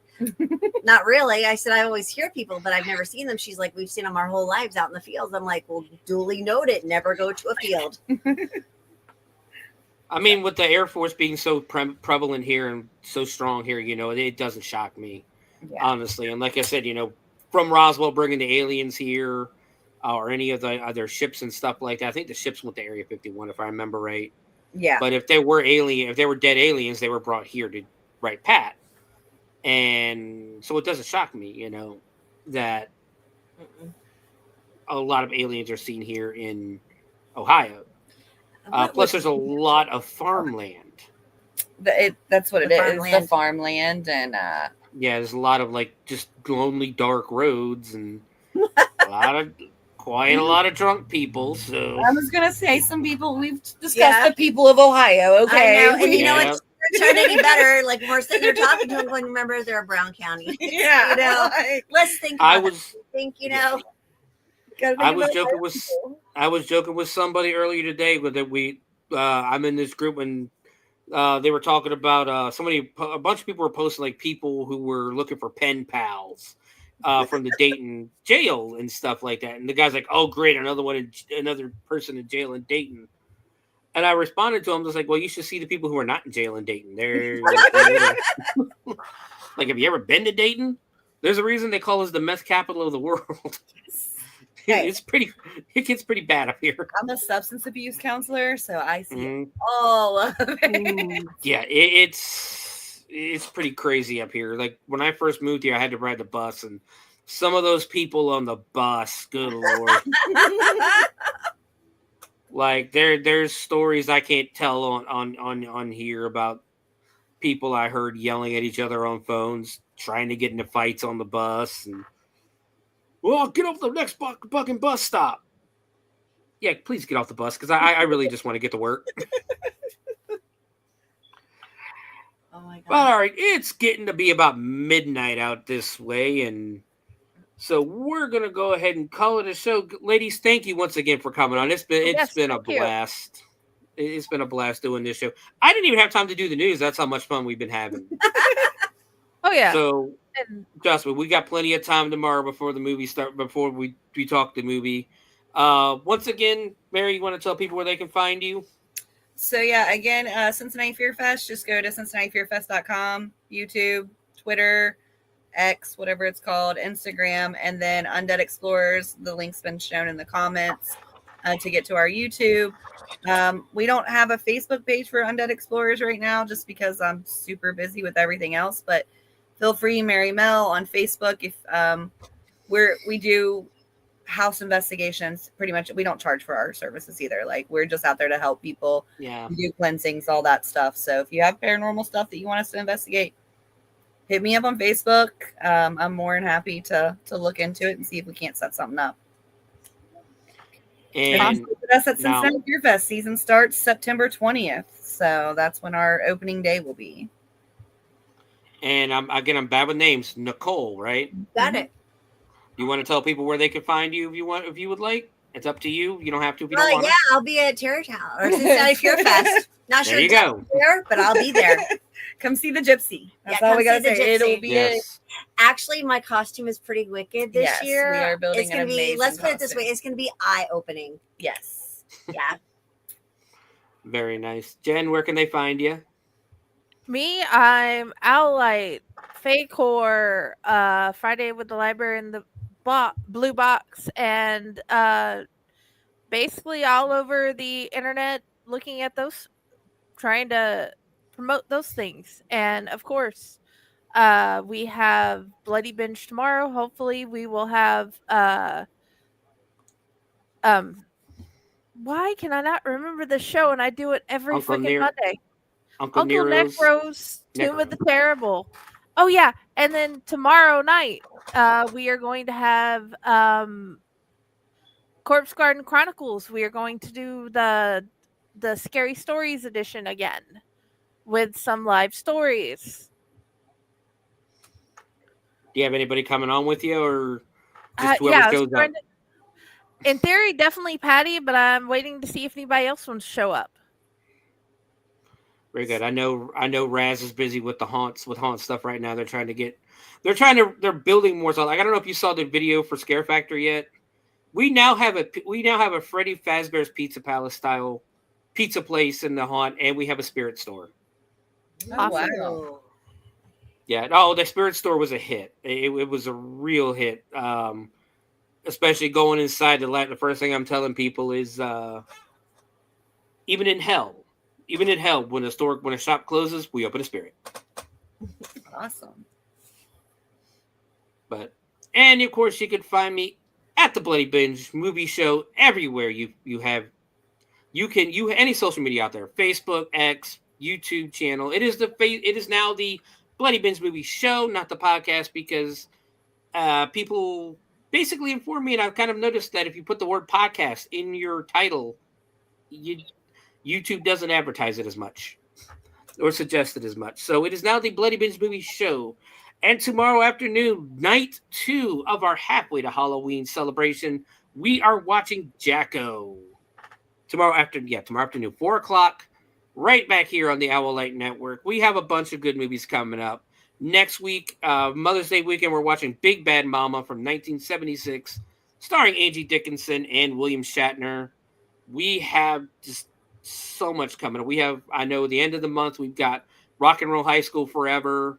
And Jen, I don't know if you've seen next month's movies yet. June's movies that I've picked out. I have no idea. I haven't looked at them. I've been slightly distracted. There's an insane list of reasons, but I'm going to go look through and find out. Let's bring up the page real quick. They're not as exciting as this month's though. This month I was actually really excited to get to because of like movies like Big Bad Mama, Amityville Ripper, and of course Rock and Roll High School Forever. I haven't seen that one in so long. But for June, we are actually doing June 6th, Night of the Axe. The 13th, there will be no show because I will actually be in Indianapolis that weekend, unless I choose to do one the night before.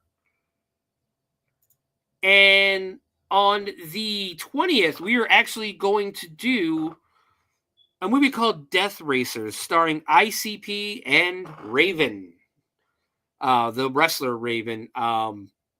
It's one of those Asylum ripoff movies that we've talked so much about on the show. And finally, at the end of the month, we are doing Death Screams. So 3 movies that I actually have not seen. I don't know if I've seen them either. But that's what's coming up on the Bloody Binge the next few weeks. Next month, we got to jump back into cryptids eventually here on the Bloody Binge because we've been waiting to do Mississippi for a couple of months now. So next month we might jump back into the cryptids and do the cryptids of Mississippi as we continue our trek across America for the cryptids of every state. And there's a lot of other stuff that, like I said, I love doing this show. This was a lot of fun. Mary, again, thank you for coming on because you've been a lot of great stories. I want to do something similar with truck drivers. Because please. Speaking of aliens and cryptids and ghosts, these guys have seen so many crazy stories. The only thing I've ever ran into problems with doing it is getting the drivers to come on and actually advertising to them about offering to come on, because every time you post it in a truckers group, the people who run the group get angry about it and they say I think I did it one time. I just said, "Hey, I'm looking for truck drivers with paranormal stories to do a podcast."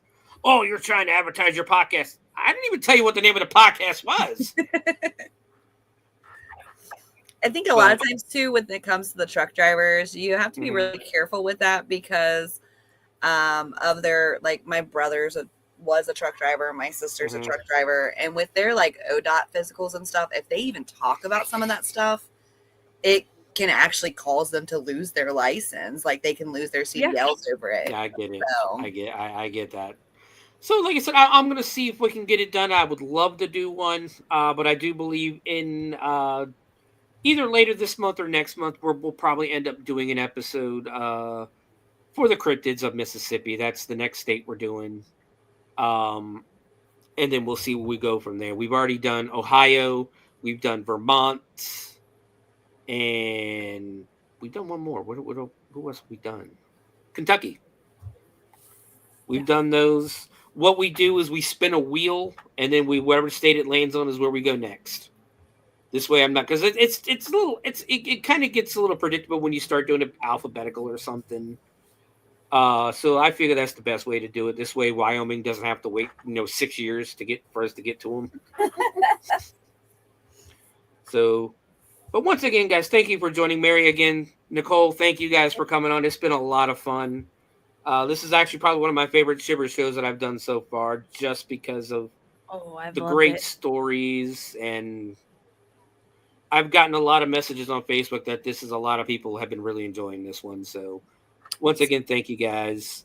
Yeah. Rick, Katrina, if you guys are still watching, thank you for coming on as well. The stories were awesome. The company was awesome. But guys, we'll see you tomorrow night. Be good to each other and keep watching horror. And reading too.